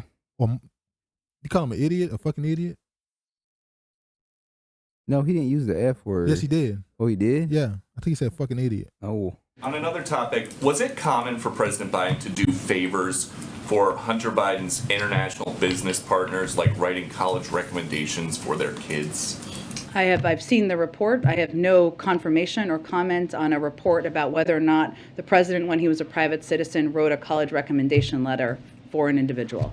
A college recommendation letter, though, from, at the time, a former vice president would be a big deal. So do we know what the president might have gotten in return for doing a favor like that? Again, I have no confirmation of any recommendation letter the president wrote when he was a private citizen, by the way, not serving in public office. That's even the report. But he's the president now, and you're his spokesperson.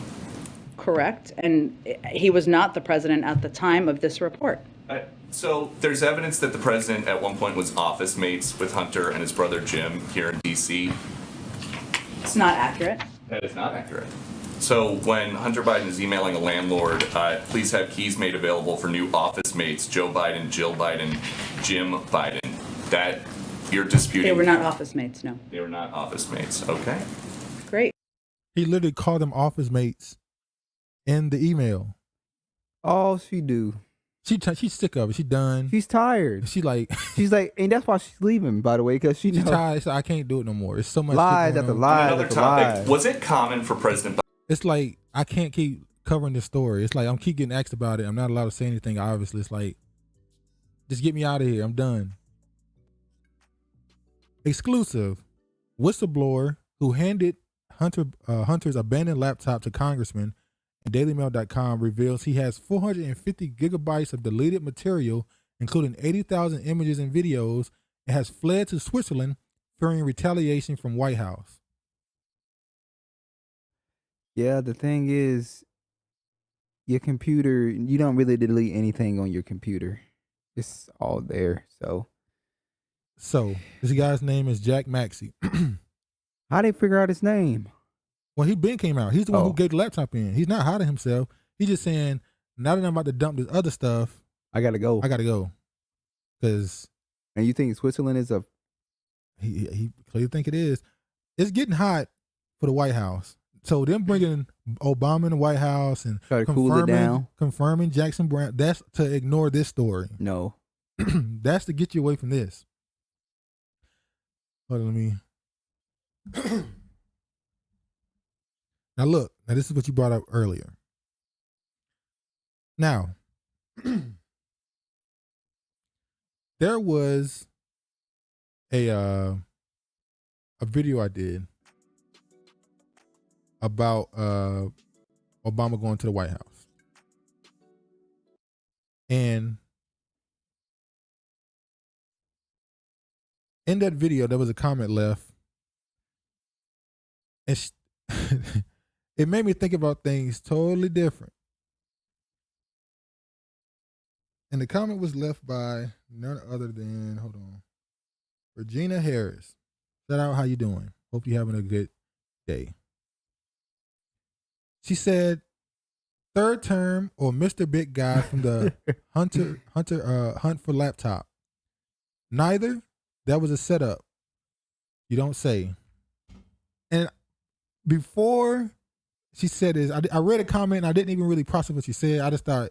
When I started, I processed it. I had to say, wow. Yeah, y'all see. And then we were talking about Obama. We were literally talking about Obama. We said, man, he's so clean. He hasn't got himself tied up in none of this stuff. However he get his money is clean. His name is not on nothing. And then we thought, well, who is the big guy? Barack Obama. Now you see that? Go ahead. We watched another source. They think that he's the big guy too. Well, we'll tell why. Hold on. A witness who testified before Hunter Biden grand jury was asked to identify the big guy in the First Sons planned deal with a Chinese energy conglomerate. As calls ramped up to have President Biden included in the conspiracy probe, the question arose after the witness, who's shown a piece of evidence while appearing in secret before the panel in Wilmington, Delaware, a source familiar with the proceedings told the Post.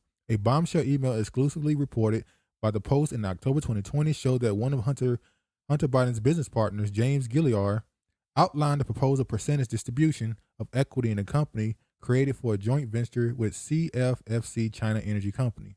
The March 13, 2017 plan included 10% held by H for the big guy. Now, when you go through those emails on that laptop in 2020, every time he referred to his father, he said Pops. He said he would refer to his dad as Pops. That's how you knew he was talking about. H refers to Hunter. So, and this is saying that Hunter will hold 10% of the equity of the company for the big guy. Then you look at this right here. Let me go back. Now, when you watch this, who is the most important person in this room? Barack Obama, the big guy. And if I can mute it. Let me just mute it. When you watch this video, that's Obama, Kamala Harris, Biden. Who's the most important person in this room? It's blatantly obvious. Obama. Everybody wants to shake hands with Obama. Everybody's looking at Obama. Look at Biden back there trying to get his attention. This is the president of the United States trying to get your attention, touching you, and you're ignoring him. Like, I'm busy. I'm trying to network here. Now, we could easily say, well, maybe him and Joe are just such close friends. He was the president. He was vice president once, so he's comfortable being that way towards him. No, publicly, you would show a little bit more respect. You respect the office, not the person. Exactly. So the big guy might be Obama. Now, we know for a fact Obama has signed, him and his wife, Michelle Obama, have a deal with Netflix worth tens of millions of dollars. I've only seen one show that I saw on Netflix. It's a nature show about animals and nature. I guess Obama just narrate over it. Why is he getting paid tens of millions of dollars to produce shows, and it's only one I've seen, or at least it might become. I don't even know if it's out yet. Is he being given that money in other ways? That 10% of the company that's his, possibly, as the big guy, is that money not being fed to him through other companies? Probably so. He also has a book deal for 5 books. Who gets a 5-book deal? I don't even know if you've written one. I'm not for sure either. So he's getting tens of millions of dollars for doing nothing, really. Well, he's a rock star. And he also has that podcast with his wife. I don't know if it's still out. I don't know if they still got it. Conversation with the Obamas, I think it's called, on Spotify. I heard about it. I ain't never heard nobody talk about it. I ain't heard nobody talk about it. Where they sit around and talk about stuff. They basically push propaganda that, we were held back by the Republican Party and I couldn't do this and that and this. You didn't want. Now they're all for racial justice. When you were the president of the United States and a man was arrested outside of his own home by the police, saying that he broke into his own home, and you had a beer with the officer? Shame on you. Shame on you, Barack. Obama might be the big guy. Obama might be the damn Antichrist. When white people say, that's the Antichrist, I was like, you saying that because it's a nigga. But now I be looking at his ass like, maybe so. Maybe so. Nah, we know who the Antichrist is. Oh, Hillary? Hillary's the damn Antichrist. Look at Hillary with her mouth open. Fly's gonna get in your mouth. How did not win by 50 points, you might ask? That's that video when she said that. Hillary Clinton campaign pays $130,000 FEC fine and admission of guilt for producing Steele dossier. Now hopes media will assist them in killing the story. Oh, they will. Ain't that what Black Lives Matter said? Can we kill the story? Hillary said, just pay the damn money. So they literally admitted they created that dossier from the guy in England. But then she come out and say, she's not even going to acknowledge that. Yeah. It's, Of course she's not going to acknowledge it. She didn't. She showed an article from a damn blog site. I'm sorry, from a gossip site to prove her innocence. It was like, damn. That's not credible source, man. It was like, good Lord. Sorry, it's true. Look at this. New letter from Special Counsel John Durham to Michael Sussman's attorney. The special counsel expert may testify to the possibility that Alpha Bank Trump data was fabricated, altered, manipulated, spoofed, or intentionally generated. Remember the Alpha Bank thing? Oh, Trump, he owes money to the Alpha Bank. He might be he's compromised. they saying now it might be fake.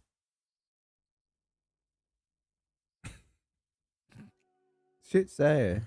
It's like, how do you fall this? How hard is it to beat Trump?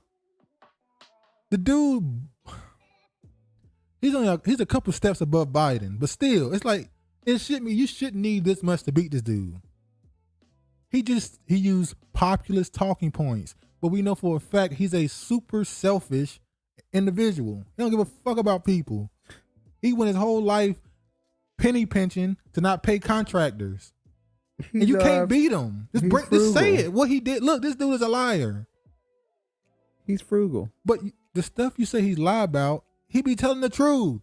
So now people say, oh, if you say he lying when he tell the truth, I can't even believe nothing you say then. Nope. Lord have mercy.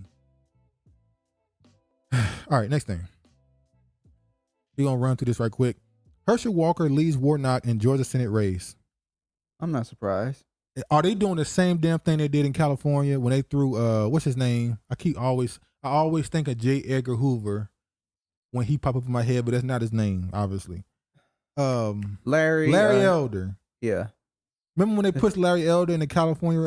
And then that story came out. And then all of a sudden, all this bad press came, and it was like, oh, Larry Elder is number one. He may win. And then they pushed him, and then it was like nobody's gonna vote for him. He doesn't have any. What is his demographic? It's a super liberal state. His only thing they agree with him on is get rid of the lockdowns. Well, Georgia is not a super liberal state. It's not. But are they doing the same thing with Herschel Walker? A story came out about Herschel Walker as well about abusing his wife, remember? Oh. His son is that gay dude that be running around saying that crazy shit. I thought he was a cheerleader. Well, he's a cheerleader, ain't he? He do be dancing, I guess, so. Hell, I thought he was on a cheerleading squad. Shit. Are they using this to push Herschel Walker so they can get Warnock another victory? Are they pulling the same thing they did in California? Or maybe Herschel Walker ass will beat his ass. I don't think so. I guess you could say, are the white conservatives going to vote for him? I mean, if they don't have, do they have a second option? Or is this their they're only saying option? that he's leading the race right now. That's what I'm saying. Is there another white Republican male? If he's leading, then he's beating out the white Republican. And maybe the white people want him. I don't think so. So you think this is fake storyline? Yes. I think they're doing it. They're using another celebrity. Because Larry Elder is more of a political analyst. He's more of a commentator than an actual politician. Why I think he hit Ann Colt for some reason. Who? Larry Elderly. Why I think we he found hit that out, too. We found out JJ was hitting it for the longest. I think he hit it for some reason. I don't know why. That just when came I in my found out she mind. was around with JJ, I was like, and then I heard that story about JJ when the dude called him dynamite in front of him and he threatened to beat the dude's ass. I was like, that makes sense now. He threatened to beat the dude's ass because he said, dynamite, get the fuck with me. JJ said, I don't do that shit no more. I don't He said, get the fuck out my around face. no more. Like Corey Hogan said, please leave me the hell alone. Please leave me the fuck alone. Look at this right here. The study. Now, this is Joe Biden making comments about reparations. He was shocked. He'll be shocked if black people didn't agree with him. For the study. We can deal with it. Well, they're not mutually exclusive. You don't have to wait around for the study. Exclusive. That's my point. No, but they look. They're not mutually exclusive. But I can't believe that whatever it is, the African American community would not support what I'm talking about. In addition to, I don't think we have to. Let me ask you this then. Let me ask you this so we can move on because we've got to get some phone calls in as well. But let me ask you this then. If in fact a calculation comes to you that you are satisfied with, that you satisfied with? How do you ask a question phrasing it that way? It's not about what he's satisfied with. It's about what we satisfied with. It's not on their terms. It's on our terms. The way you said that question is just... Would you then say, I'm for reparations? The answer is it would depend on what it was and will it include Native Americans as well. All right. He said this. He said he really want to say this motherfucker. He really wanted to say this mother, and they still voted for him and pushed him. Depend on what it was and will it include Native Americans as well. Oh, you mean the black Native Americans? You're not talking about the Mongoloid ones, right? Yeah. Who knows? He's talking about all of them probably. Now look, his face didn't move for 2 seconds. He was like, this nigga still stood on it. Like, all right. Stupid is. Stupid does. Our first 2 videos was showing Biden disrespect the hell out of those black people on that Zoom call. Telling them they better step it up because the Hispanic community is growing. And you guys are going to learn how to speak Spanish. Oh, like Trick Daddy told black women they better tighten up because these women out here, they know how to fry chicken too. That nigga. Anybody Y'all hoes better tighten up. Anybody I see running around talking about some eat a booty game, I ain't taking what they got to say serious. No, I'm not, I don't think I'm not saying he was serious. I know. I just, when he said that, when you said that he telling them they pretty much better tighten up, he letting them know. These white, they learn how to fry Hispanics chicken. is on the damn loose. Yeah, all right. They gonna get your spot. Pot face. So. Did you say pot face? Yeah. You call yeah. You know they got lupus or something? What's it called? I remember when he first came up in public again, and somebody said, Trick Daddy look sick as fuck. What the hell? They thought he had AIDS or something. I was like, niggas is right. Somebody said his ugly ass. Oh, ugly ass. All right, now look at this. Man has lupus. That's a serious. I'm not mocking it. I'm just joking. Disease, and it should not be made fun of. I hope I don't get slapped. I'm making a joke. But Cat and Prince William's controversial Land Rover ride requested by Jamaican military. So when Kate and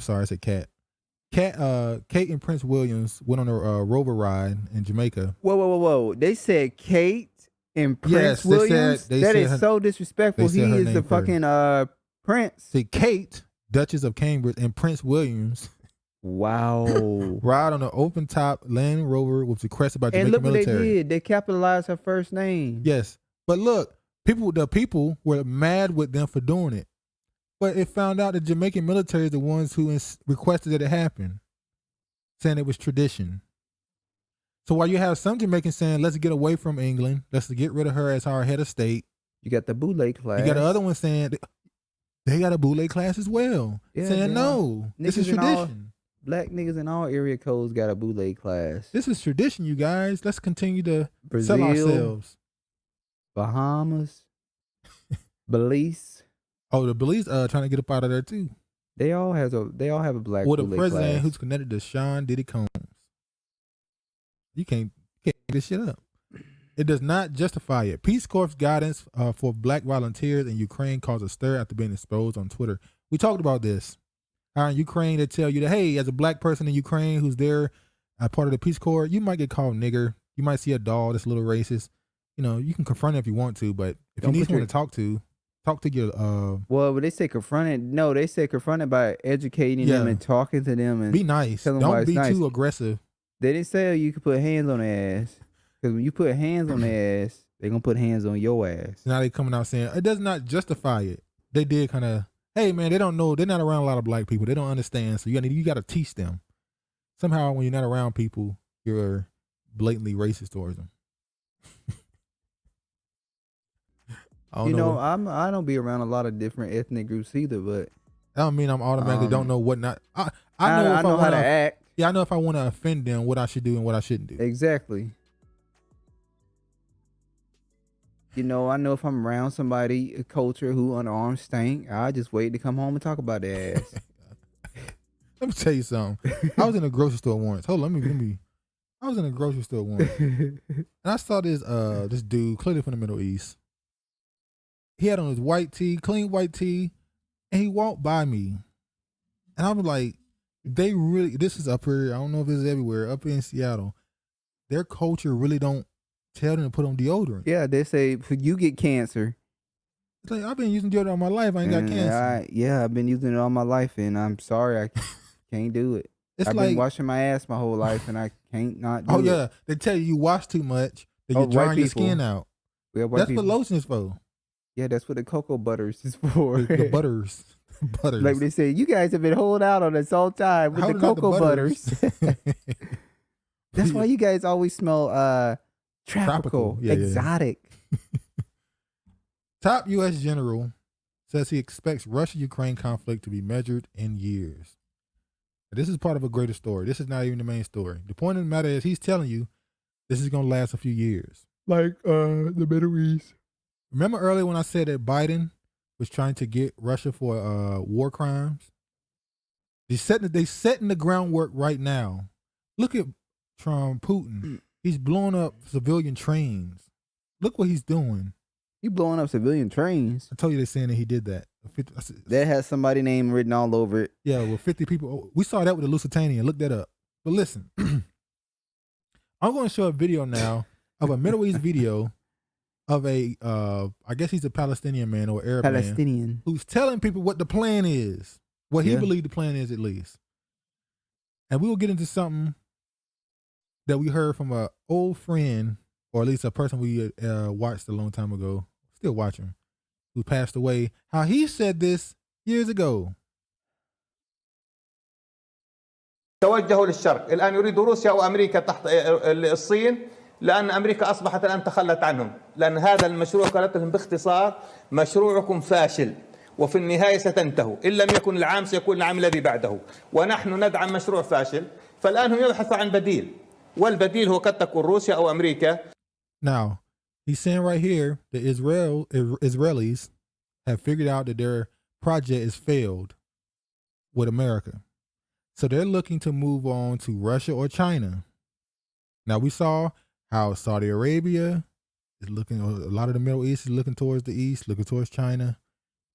So is it possible Israel, who was known for playing both sides of every war, when the World War II happened, they was on the West and Germany side. They said whoever wins, that's who we're going to be a part of. فلا يمكن أن يفسدوا علاقاتهم مع روسيا وأمريكا مقابل حفنة من اليهود يذهبوا إلى الجحيم. أن الآن أصبحت قناعة حتى عند اليهود أنفسهم من بينهم ليبرمان ونتنياهو أن فلسطين لا تصلح أن تكون دولة لليهود. والآن أصبحوا يقولوا القدس المقدسة هي اللي في أوكرانيا وليست في فلسطين. والآن من المرشح لدولة اليهودية في المستقبل أوكرانيا. He just said that he believes that Israel is going to try to move the Jewish state to Ukraine. That the Israeli project has failed. The new Holy Land will be Ukraine. ممكن من أسباب الحرب اللي افتعلوها أن تصبح أوكرانيا فارغة. الغرب الآن يا أخي عنده قناعة هذه الدولة زائلة. هاي المشروع فاشل. إذا إيش الحل؟ الحل إذا بدل ما يكون الغرب يتبنى هذه الدولة وأمريكا تتبناه الصين مثلا وروسيا الآن، أو يكون هناك بديل. بل هناك دولة معروفة لدى العالم، دولة يهودية في شرق أوكرانيا، وكان أنا كنت أعرف الرقم 43 هم يقول 200,000 الآن، وعندها استقلال، وما كانوا يحبوا أن ينشروها حتى لا يقال لكم دولة اذهبوا إليها. لماذا تأخذوا لفلسطين الآن؟ هي إيش المحركة؟ ليش اللي حصل محركة حقيقة؟ اترك الكلام اللي يقولون الآن. اليهود عندما قامت الحرب العالمية قسم منهم دخل مع الأمريكان والغرب، وقسم دخل مع ألمانيا. قالوا إذا انتصر الألمان نحن معهم، وإذا انتصر الغرب نحن معهم. فاكتشف هتلر أن هناك ناس يتجسسون جواسيس فقتل بعضهم، ليس كما يشاع أن مئات الآلاف، وهذا كله كذب. الآن هناك شعار يطرح أن الهيكل والقدس التوراتي وكذا هي في They are now saying the Holy Land is in Ukraine and not in Palestine. Now, so they get to decide where the Holy Land is. Mm-hmm. Those are some fake Jews. Khazars. Just hold on. وليست في فلسطين. وإن عجز عنكم ممكن نقول لك بكرة في Tomorrow, if they're not work, they'll say it's the Netherlands. All right. So, this man is saying that they believe that the state of Israel is failed. It's never going to be quote unquote peace. It's always going to be war. Them Palestinians ain't giving up that land. It don't even belong to them either, but they ain't giving it up. Nope, it's not your land either. The little bit of land they got, they holding on to it. There is a Jewish state, or at least there's a Jewish population in Ukraine. We've already been through Ukraine and the Nazi thing, how a lot of the Nazis from Ukraine went to Canada. We already went through all that. Ukraine has a Nazi history. We do know that some of the tiny hats collaborated with the Nazis. So it's no surprise to see that. All right. Now look at this. Now this is said by Zelensky. He made this comment. Let me go back. This is Zelensky, the president of Ukraine. He said, don't forget Ukraine's Jewish role in the dispossession of Palestine. He pretty much in this article goes through, and this is a speech he gave, he goes through the history of how a lot of the important people in Palestine, or now Israel, came from Ukraine. The fourth prime minister of Ukraine came from them. Ukraine. She's Ukrainian. Their prime minister of Israel? The fourth. The Okay. history, the fourth vice president. The fourth prime minister of Ukraine, Israel, was a Ukrainian Jew. He said he cited a few days ago, Ukraine President Volodymyr Zelensky addressed the Knesset asking for that Israel stand with Ukraine against the Russian invasion of his country. He cited the Ukrainian Jewish colonist Golda Mabovich, later Golda Meir, Israel's former prime minister. She's the one who said that if they put down their guns, the Israelis, the war will continue, they'll be destroyed. But if the Palestinians put down their guns, the violence will stop. What they're saying is, if they put down their guns, we still gonna kill them. And if they don't put down their guns, we still gonna kill them.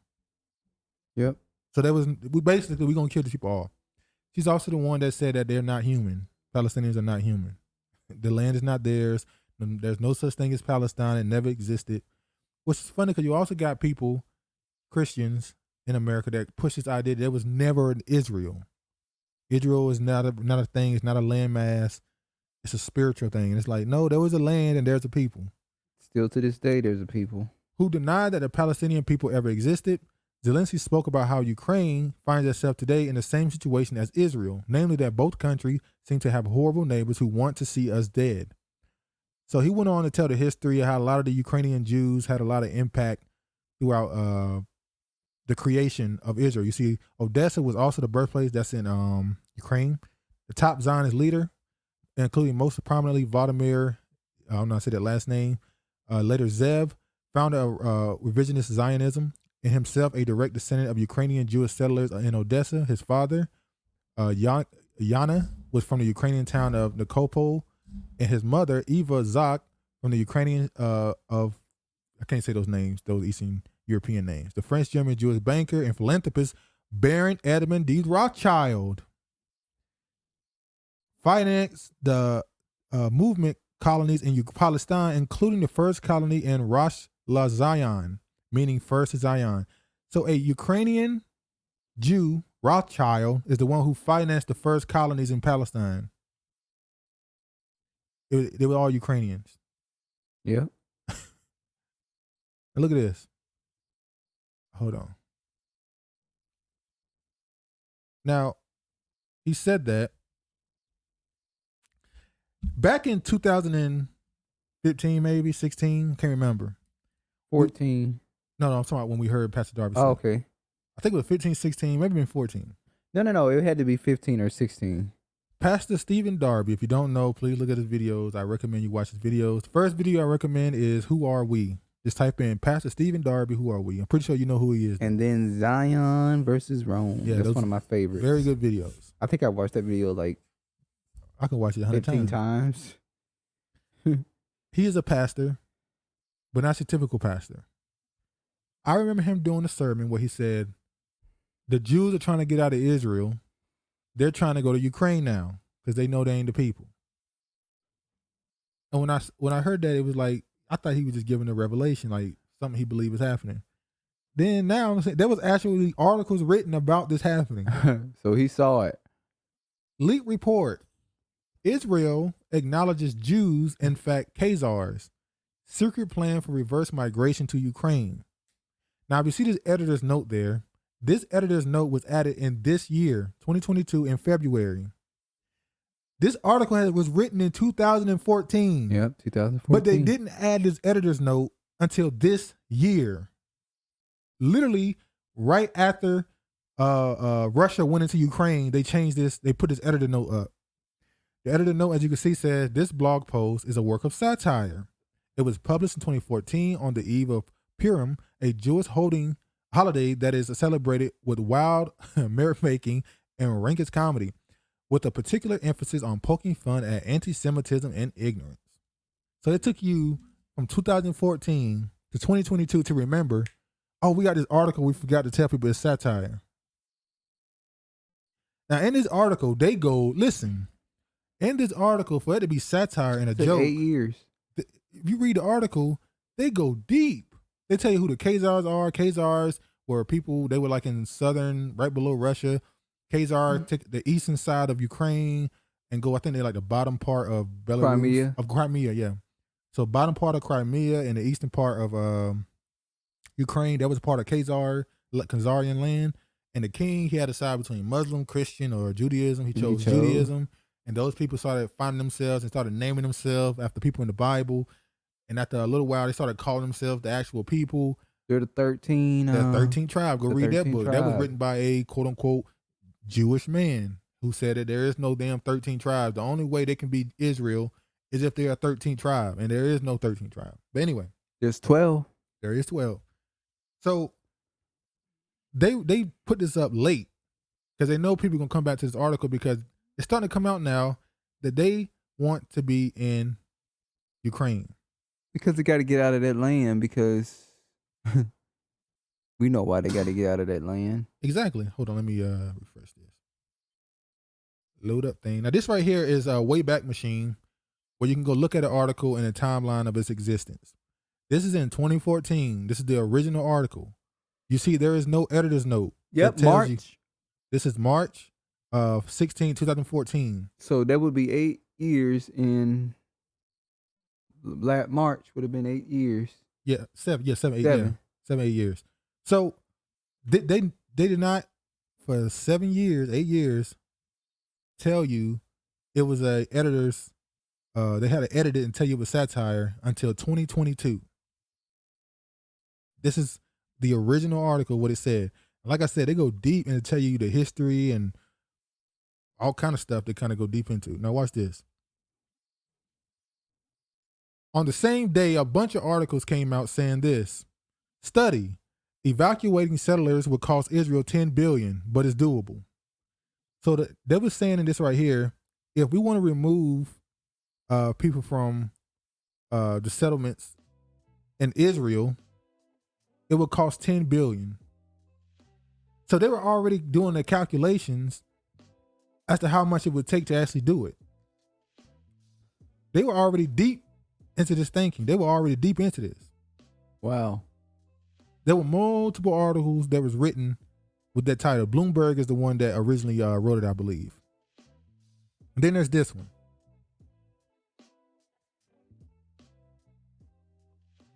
Okay, hold on. Look at this. When Ukraine was run by Jews, once upon a time, a king decided Judaism was a true religion, but Khazar kingdom didn't last long. So they're saying that they are Ukrainian. They are Khazars. This right here was written a few days later. This was April 10th, 2018. This is 2018. They still were pushing this notion that Ukraine is Israel. I think I got this last one. Yeah. And look at this. This right here was just said recently. This is April 5th, 2022. Zelensky says post-war Ukraine will emulate Israel, won't be liberal European. Soldiers in cinemas, supermarkets, and people with weapons in Ukraine's future, Zelensky tells reporters, as the country's leaders begin to imagine a precarious post-war Ukraine might look like. Precariously post-war Ukraine might look like. And then look, the first thing he said was this in this article. Ukraine will become big Israel with its own face. Ukrainian President Volodymyr Zelensky declared on Tuesday, indicating that his country intends to emulate the Israeli security state in the wake of Russian invasion. So, when I said earlier that Biden is calling for war crimes against Putin, is it possible they're pulling the same thing they did in World War II? Yeah, that's what it looked like. Oh, look at all these war crimes he's doing. Reparations, Russia. You need to pay reparations to Ukraine. Oh, and the way you pay those reparations, send those Israelis to Ukraine. Is it possible we're going to see Russia have to pay reparations to Ukraine in order to get back in the good graces with the world, because everybody is told to hate them now, to get up out of them sanctions? If they're going to be told to pay reparations to Ukraine and to help move Israelis to Ukraine? Nope, because they supposed to be there. They got they ain't going nowhere. He said we're about to be big Israel. Y'all ain't getting out of that land. You wanted it so bad, now you in that land. He literally called themselves big Israel. Look like somebody been reading Revelation. Yeah, they're trying to get and they about said it it's now. time. Oh, about that time. About it's that time to go. Yeah. If the blocks want to come over here, The they blocks can have it. Now they did. Yeah. Remember when they kicked those black people out of Israel that been there since the 90s, who left America and went to Israel? They kicked those out. They kicked some of them out, not all of them. There was a couple of families that kicked out. They said they didn't have their stay was over. They overstayed their visas or whatever. They kicked those black people out. They made sure that stayed real small in the media. They didn't make that a big story. These people said they were Jewish. I thought the return home thing was a real thing. You're allowed to come if you're a Jewish person. You're allowed to go to Israel and stay. Well, they said they look, The Ethiopians got to fight to be there. Oh, the Ethiopians. They sterilizing the women. They do all kind of crazy shit to those Ethiopians. There was a video I saw, disgusting, of an old Israeli couple. And I think it was a black woman in Israel. She was sitting down, and the old man threw up on her on purpose. They were being racist towards her. He just walked up to her and they threw up on her. And I said, see, I'm glad. I can't put myself in those positions. I would have, violence. You can't even say that, can you?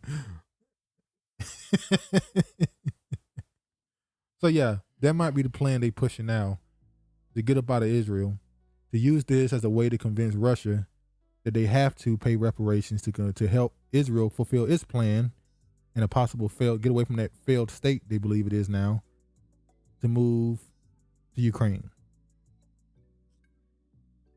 Think it's possible? No. Because they're not going nowhere. They're supposed to be in that land. They're not getting off that easy. You've been lying to the world, telling people that you're Jews. People been sending y'all money. All those people that sent y'all money for all those years for donations and poor the Jews, you need to pay them back all that fucking money that people done sent to y'all. To this day, people are still sending money to Israel to quote unquote feed Holocaust victims. Wait. They ain't got no Holocaust victims. They're getting paid. What the hell you mean feed them? But they tell us slavery was a long time ago. Where are all the people that was in the Holocaust? They still alive? Yeah, I remember. They're still hungry? Yeah, so people were saying how they're paying the Holocaust victims, not their descendants. And the Israeli girl said, no, I received a check for my grandmother being in the Holocaust. Well, it wasn't that long ago, so it's understandable why you would receive a check. Yeah, okay. Look, we talked about this already. Disney exposed leaked videos show officials pushing LGBT agenda, saying DeSantis wants to erase gay kids. It's like, I love Disney's content. I grew up watching, all of the classics.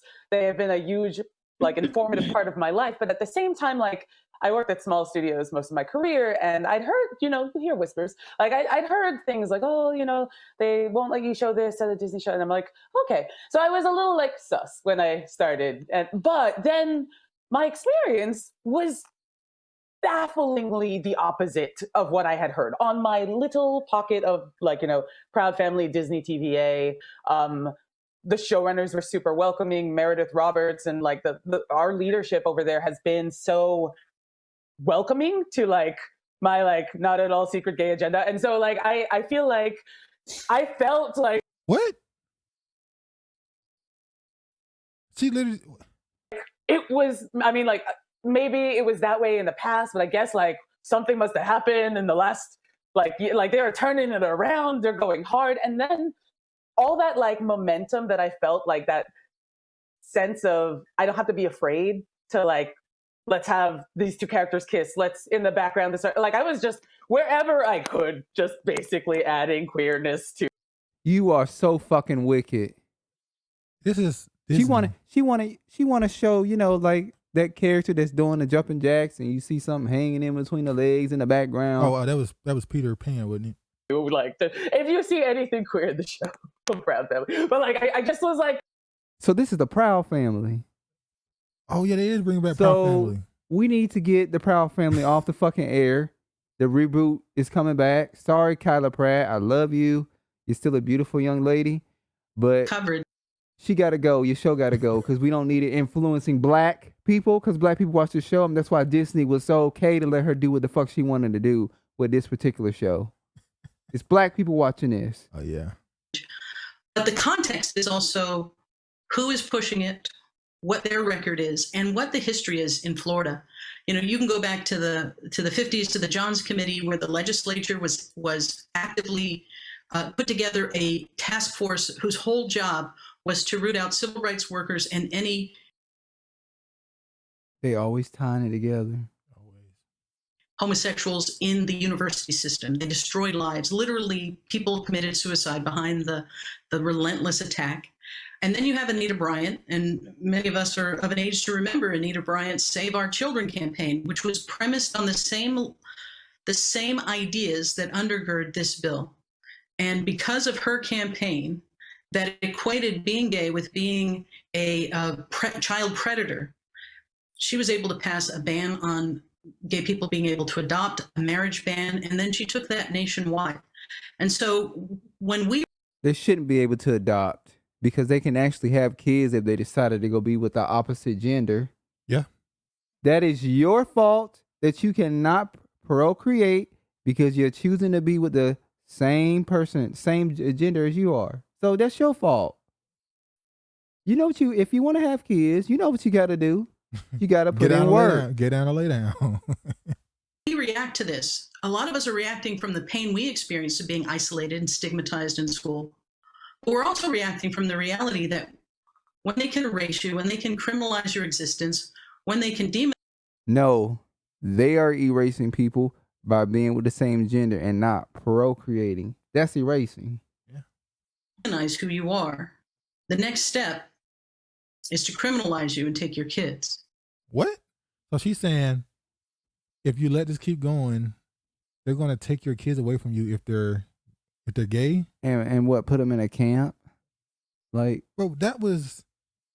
I would have been like, okay, if you said something like that back in the 30s, they was. Shit. Do they not? They more likely to take your kids for your kids being heterosexual than they are homosexual. And we're already seeing that in Texas. So the slippery slope between these ugly messages. Wait, but y'all why y'all gotta be so wicked? Wait, were y'all? So if she's saying this, that means she was against the idea of taking the kids away from a parent who didn't want their kids to have a vaccine, right? Yeah. They were talking about taking parents' kids that didn't wear a mask, didn't get a vaccine, saying they need to be reprogrammed. What? Yeah, take them to camps. Remember they talking about that? Taking the kids away from the parents? That won't gonna happen.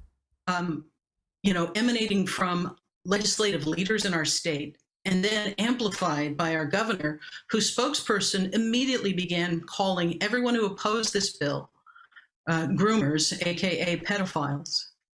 And it's funny right now, we just got Brown Jackson. Our new Supreme Court justice she don't even know what a woman is. Which I'm is gonna crazy. keep saying that. She can't tell you the definition of what a woman is. But y'all would vote her in as a new Supreme Court justice. That is disgusting. America is finished. It was finished a long time ago. They already had a run. After Vietnam, it was already over anyway. Now look at this. Across the country, as we've talked about a bit in here, Republican elected officials are engaging in a disturbing, cynical trend of attacking vulnerable transgender kids for purely partisan political reasons. Today in Alabama, instead of focusing on critical kitchen table issues like the economy, COVID, or addressing the country's mental health crisis, Republican lawmakers are currently debating legislation that, among many things, would target trans. Well, that's a mental health. Isn't that a mental health? Yeah, that is a mental health thing. You know what? She's a man. I've been looking at you for the past couple of months. When we talking about you, you got a strong ass looking jaw. She got kids? I have looked up her family at all. use with tactics that threatens to put pediatricians in prison if they provide medically necessary life-saving health care for the kids they serve. Just like the extreme government overreach we've seen in Texas, where politicians have sent state officials into the homes of loving parents to investigate them for abuse just to harass and intimidate the LGBTQI plus community, today's vote in Alabama will only serve to harm kids. But Alabama's lawmakers and other legislators who are contemplating these discriminatory bills have been put on notice by the Department of Justice and the Department of Health and Human Services that laws and policies preventing care that healthcare professionals recommend for transgender minors may violate the Constitution and federal law. To be clear, every major medical association agrees that gender-affirming healthcare for transgender kids is a best practice and potentially life-saving. All of this begs an important question. What are these policies? When they say life-saving, what do they mean? Do they mean the suicide rate? Yes. But we do know that a lot of the suicides happen after they get the surgery, right? A lot of the people that have gender dysphoria, I think that's how you call it. How you say the word? What? They have a gender genital identity disorder. Yeah, a lot of people that have that after the surgery is when they actually commit the act. I tell you what, Bruce Jenner didn't get his thing clipped. Exactly, and now he's on with the Fox News. Caitlyn's still carrying around a little, policies actually little trying gun. to solve for. LGBTQI plus people can't be erased or forced back into any closets, and kids across our nation should be allowed to be who they are without the threat that their parents or their doctor could be in prison simply for helping them and loving them. President Biden has committed in both words and actions to fight for all Americans and will not hesitate to hold these states accountable. You mean like Biden did when North Carolina, the bathroom situations, that stupid situation that he forced the NBA, or at least convinced. And the pastor was coming out defending it, won't he? I believe so. And they convinced the NBA to move their All-Star weekend to another city. Yeah. And then they started bringing business away from the state. They literally drained the economy and made it worse for the people because of some bathrooms. That's Obama. He was willing to, he threatened to take funding from schools. That's Obama. But North Carolina didn't buckle. Yeah, they did. They did? Yeah, they buckled. Oh. When I thought they didn't buckle. You might be right. They didn't buckle. They took it away. I think they still. North Carolina has a very strong economy. That's the banking capital, the furniture capital, the yam capital. They're like, if you want to take the NBA, go ahead. We still got our revenue coming to the state. Obama threatened. Tar Heel State, baby. Obama threatened to take funding from schools. We know why he threatened. Over bathrooms. Because, we know why Obama wanted a tranny. Why he liked trannies, allegedly. When you laying next to. Don't be scared. All right, okay. Y'all see I gave him time to say it. You roll over and then you hit something in between, Y'all like, see, whoa, what was y'all that? see I gave him time to say it. He ain't got the balls. And then y'all are cuddling, and then you feel something growing on your back. You like, what is that? All right, let's move on. California city to give universal income to transgender non-binary residents. Palm Springs will set aside $200,000 for the program. A California city planning to give universal basic income to transgender and non-binary residents. Transgender residents in Palm Springs, California are eligible to receive UBI of up to $900 per month solely for identifying as transgender or non-binary, no strings attached. What?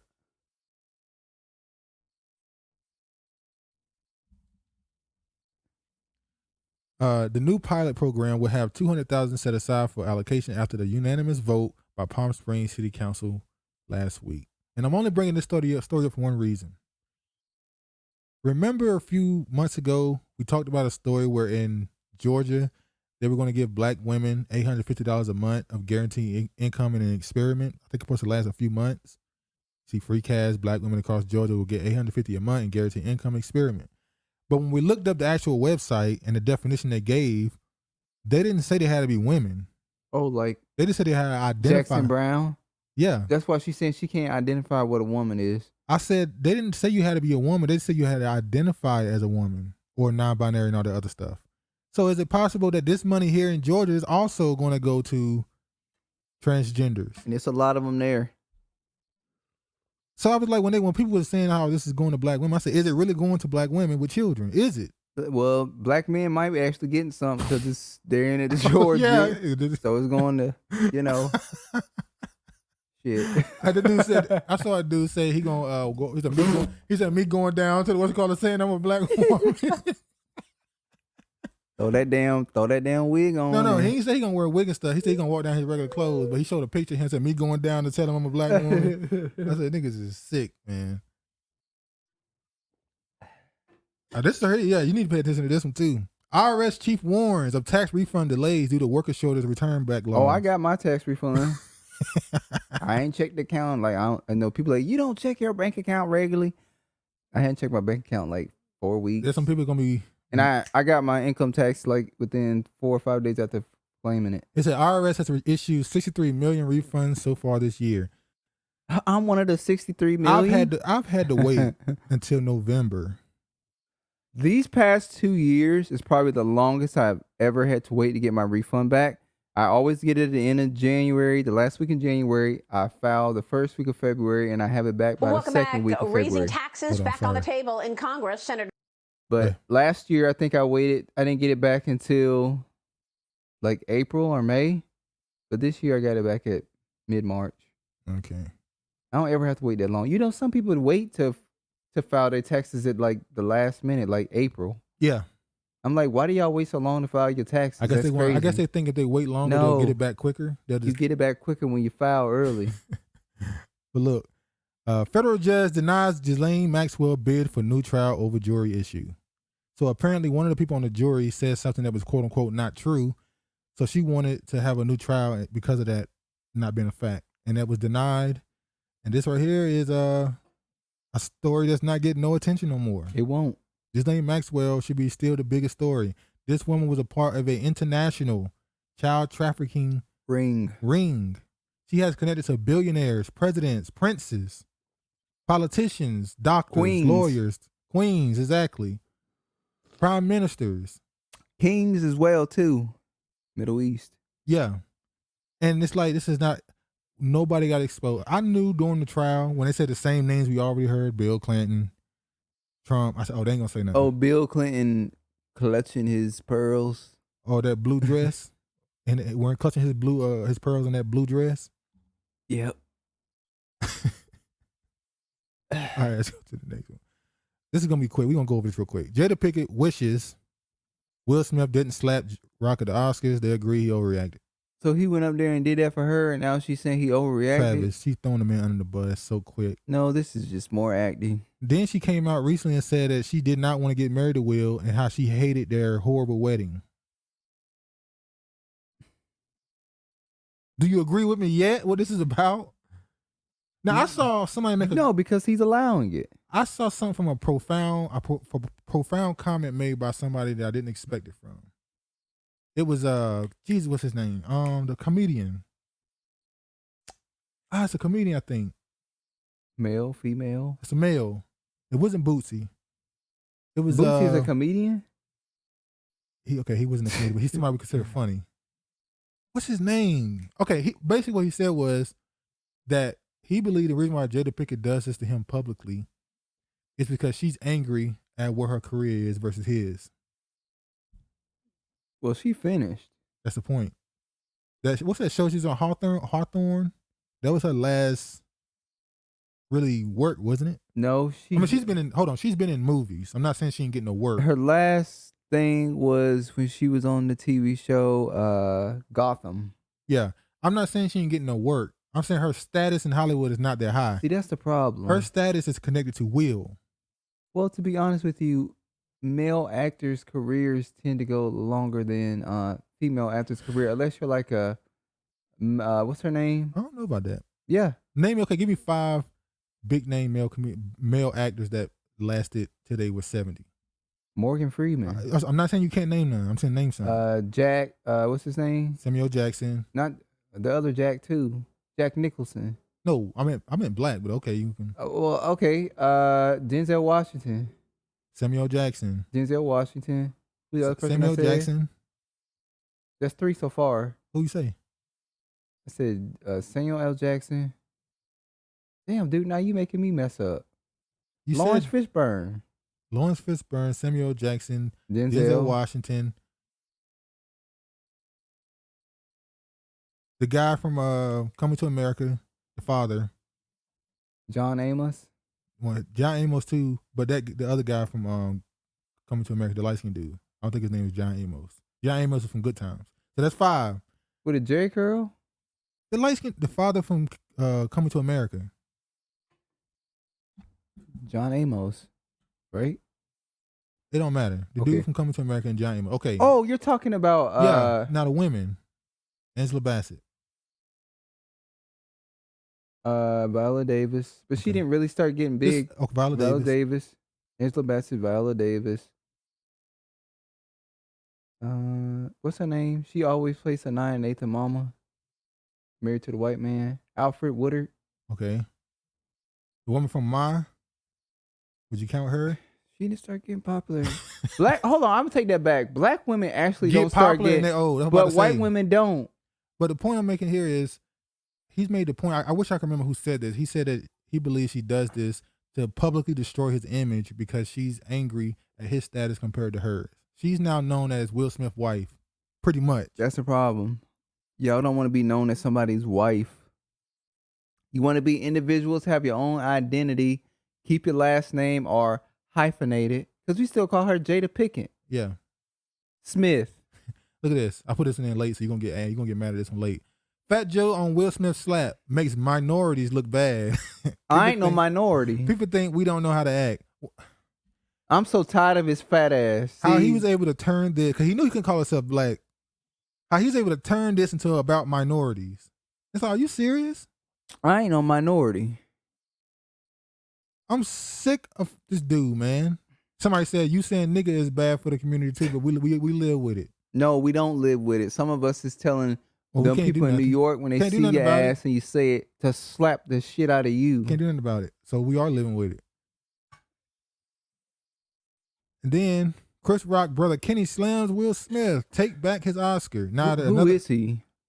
This is the most pub we seen Tony and Kenny get in 15 years. I don't know who Kenny is. I guess they didn't even put a picture of him. Yeah, that's him. So he said, take back his Oscar. Let me say this. On a 2-dimensional level, it's understandable your brother gets slapped on national television. Well, no, because he tried to paint it as Chris Rock was just defenseless. Well, he did walk right up on No, him. Will Smith is not like this huge dude towering Will over Smith is him. a pretty big dude. He's about 6'3". He's not that much bigger than Chris Rock, dude.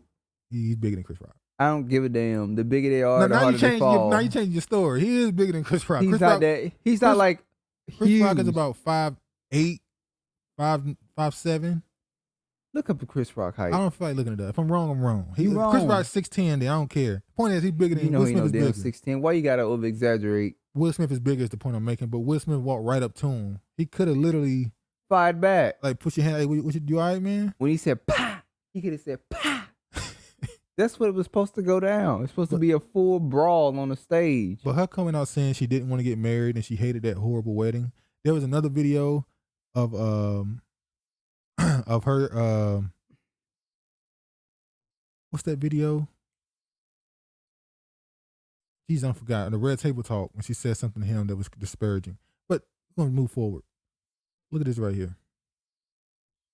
This is back right. I think this is after the August thing.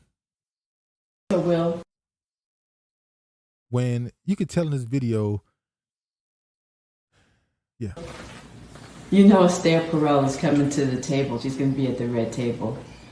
Would you say she has been instrumental in you and I redefining our relationship? I would say don't just start filming me without asking me. Oh my goodness. If you could film me. Esther, come help us again, please.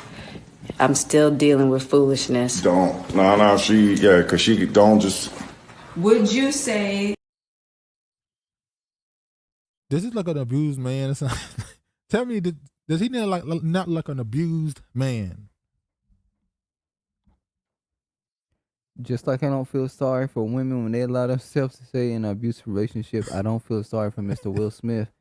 If it's abusive, get your ass out of it. She helped us heal the hurts that we caused between one another. My social media presence is my bread and butter, okay? So you can't just use me for social media and not, don't just start rolling. I'm standing in my house.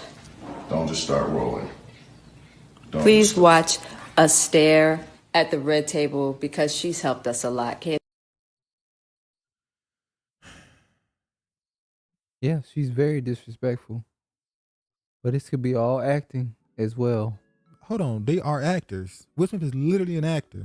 I know, and he could be very convincing in this role that he's playing right here. Don't make me think I'm having sympathy for him. The point I'm making is the role they're playing is obvious.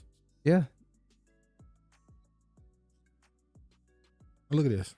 How do you always tap 4? Because this is YouTube, Yahoo Internet Entertainment for some People reason. like, why they always tapping 4? Let me go look that up. Yeah. That's how I change screens to this screen. 4. Will Smith barred from all Academy events for 10 years after Oscar slap. Okay, that's kind of strong. 10 years? Oh. I mean, it didn't say that he can't be nominated for awards, but he's been for 10 years and people were making the jokes. You know that scene with Uncle Phil and Will Smith says, we? He said, we? And started laughing and walked away. People started playing like Jada gonna say, I'm not banned. You are. Well, she wouldn't go to the Oscars either if her husband is banned, but we'll see if she goes. Remember when they didn't go to the Oscars? Oscars So White together? They went to BET Awards. Is she not going to go to the Oscars for the next 10 years? She shouldn't go. In solidarity with him? What need she need to go to the Oscars for? She damn sure ain't getting nominated for one. Well, we know she's going because the woman came out and said, I'm a woman that don't need to be protected. Like, your husband is being destroyed on the internet and you don't try to, it's like you just kick him even more. It's like, God damn. Then you know what? He should have let her little bald-headed ass go up there on the stage and slap Chris Rock. And then he should have fired off on her ass. I'm a how you say it? I'm a yeah, see, flatline. he still would have to come up there and slap his ass. Chris Rock happy. He's making more money than he's made in years. Yeah. His show is selling out. His CB4. name is in the media. He's the sympathetic figure. It's a great place to be, man. Congratulations. For some reason, I do like the movie CB4. Oh, we ain't gonna play no games. I enjoy the movie CB4. Hey, look, I'm sorry. Whatever happened, but the storyline they playing out right now ain't gonna change that. All right, last story we got right here. I'm gonna let y'all get. If you want to listen to this long show, to appreciate it. We kind of going over the time we've been trying to set. Apologies. Give me the death stare. New wave of COVID cases hit U.S. officials rattle Washington. House Speaker Nancy Pelosi, second in line to the presidency, became the latest South official this week to test positive following 2 key cabinet officials and members of Congress.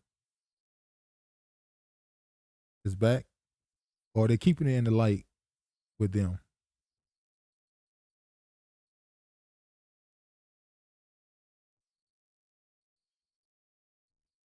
You see here,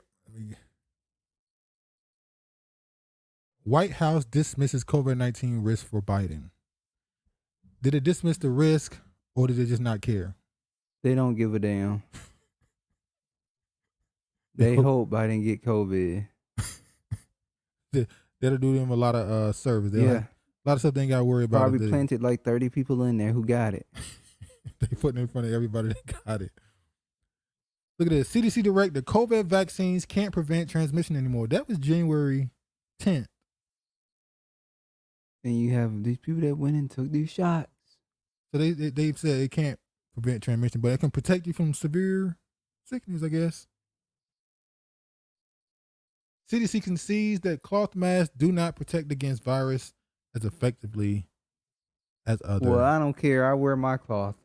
Remember when they said they told you that cloth don't work? They also told you if you read the ones that you buy in the store, it literally says on the thing, this will not protect you from coronavirus. It's just for fashion purposes.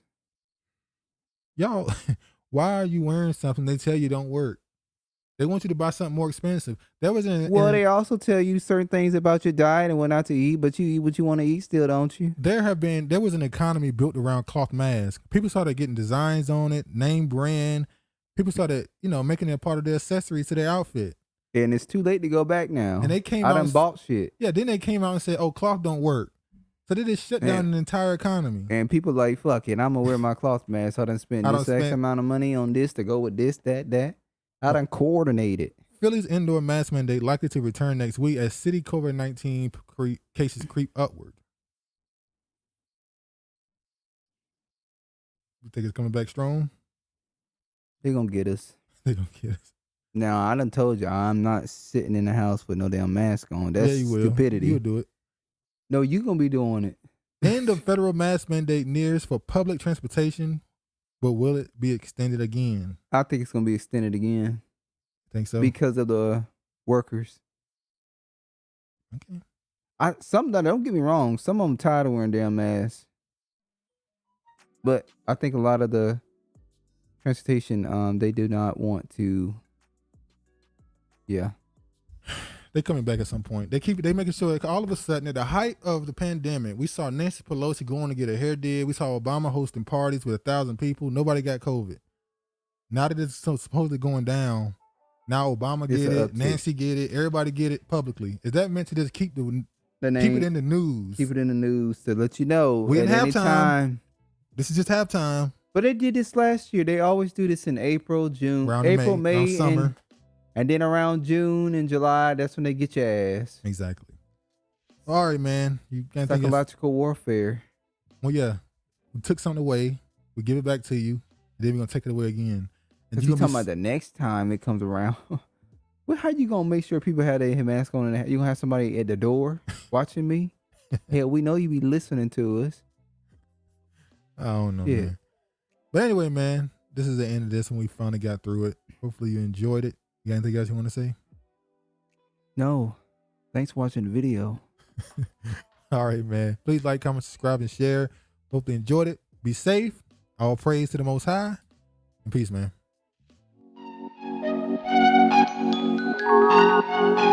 Thank you.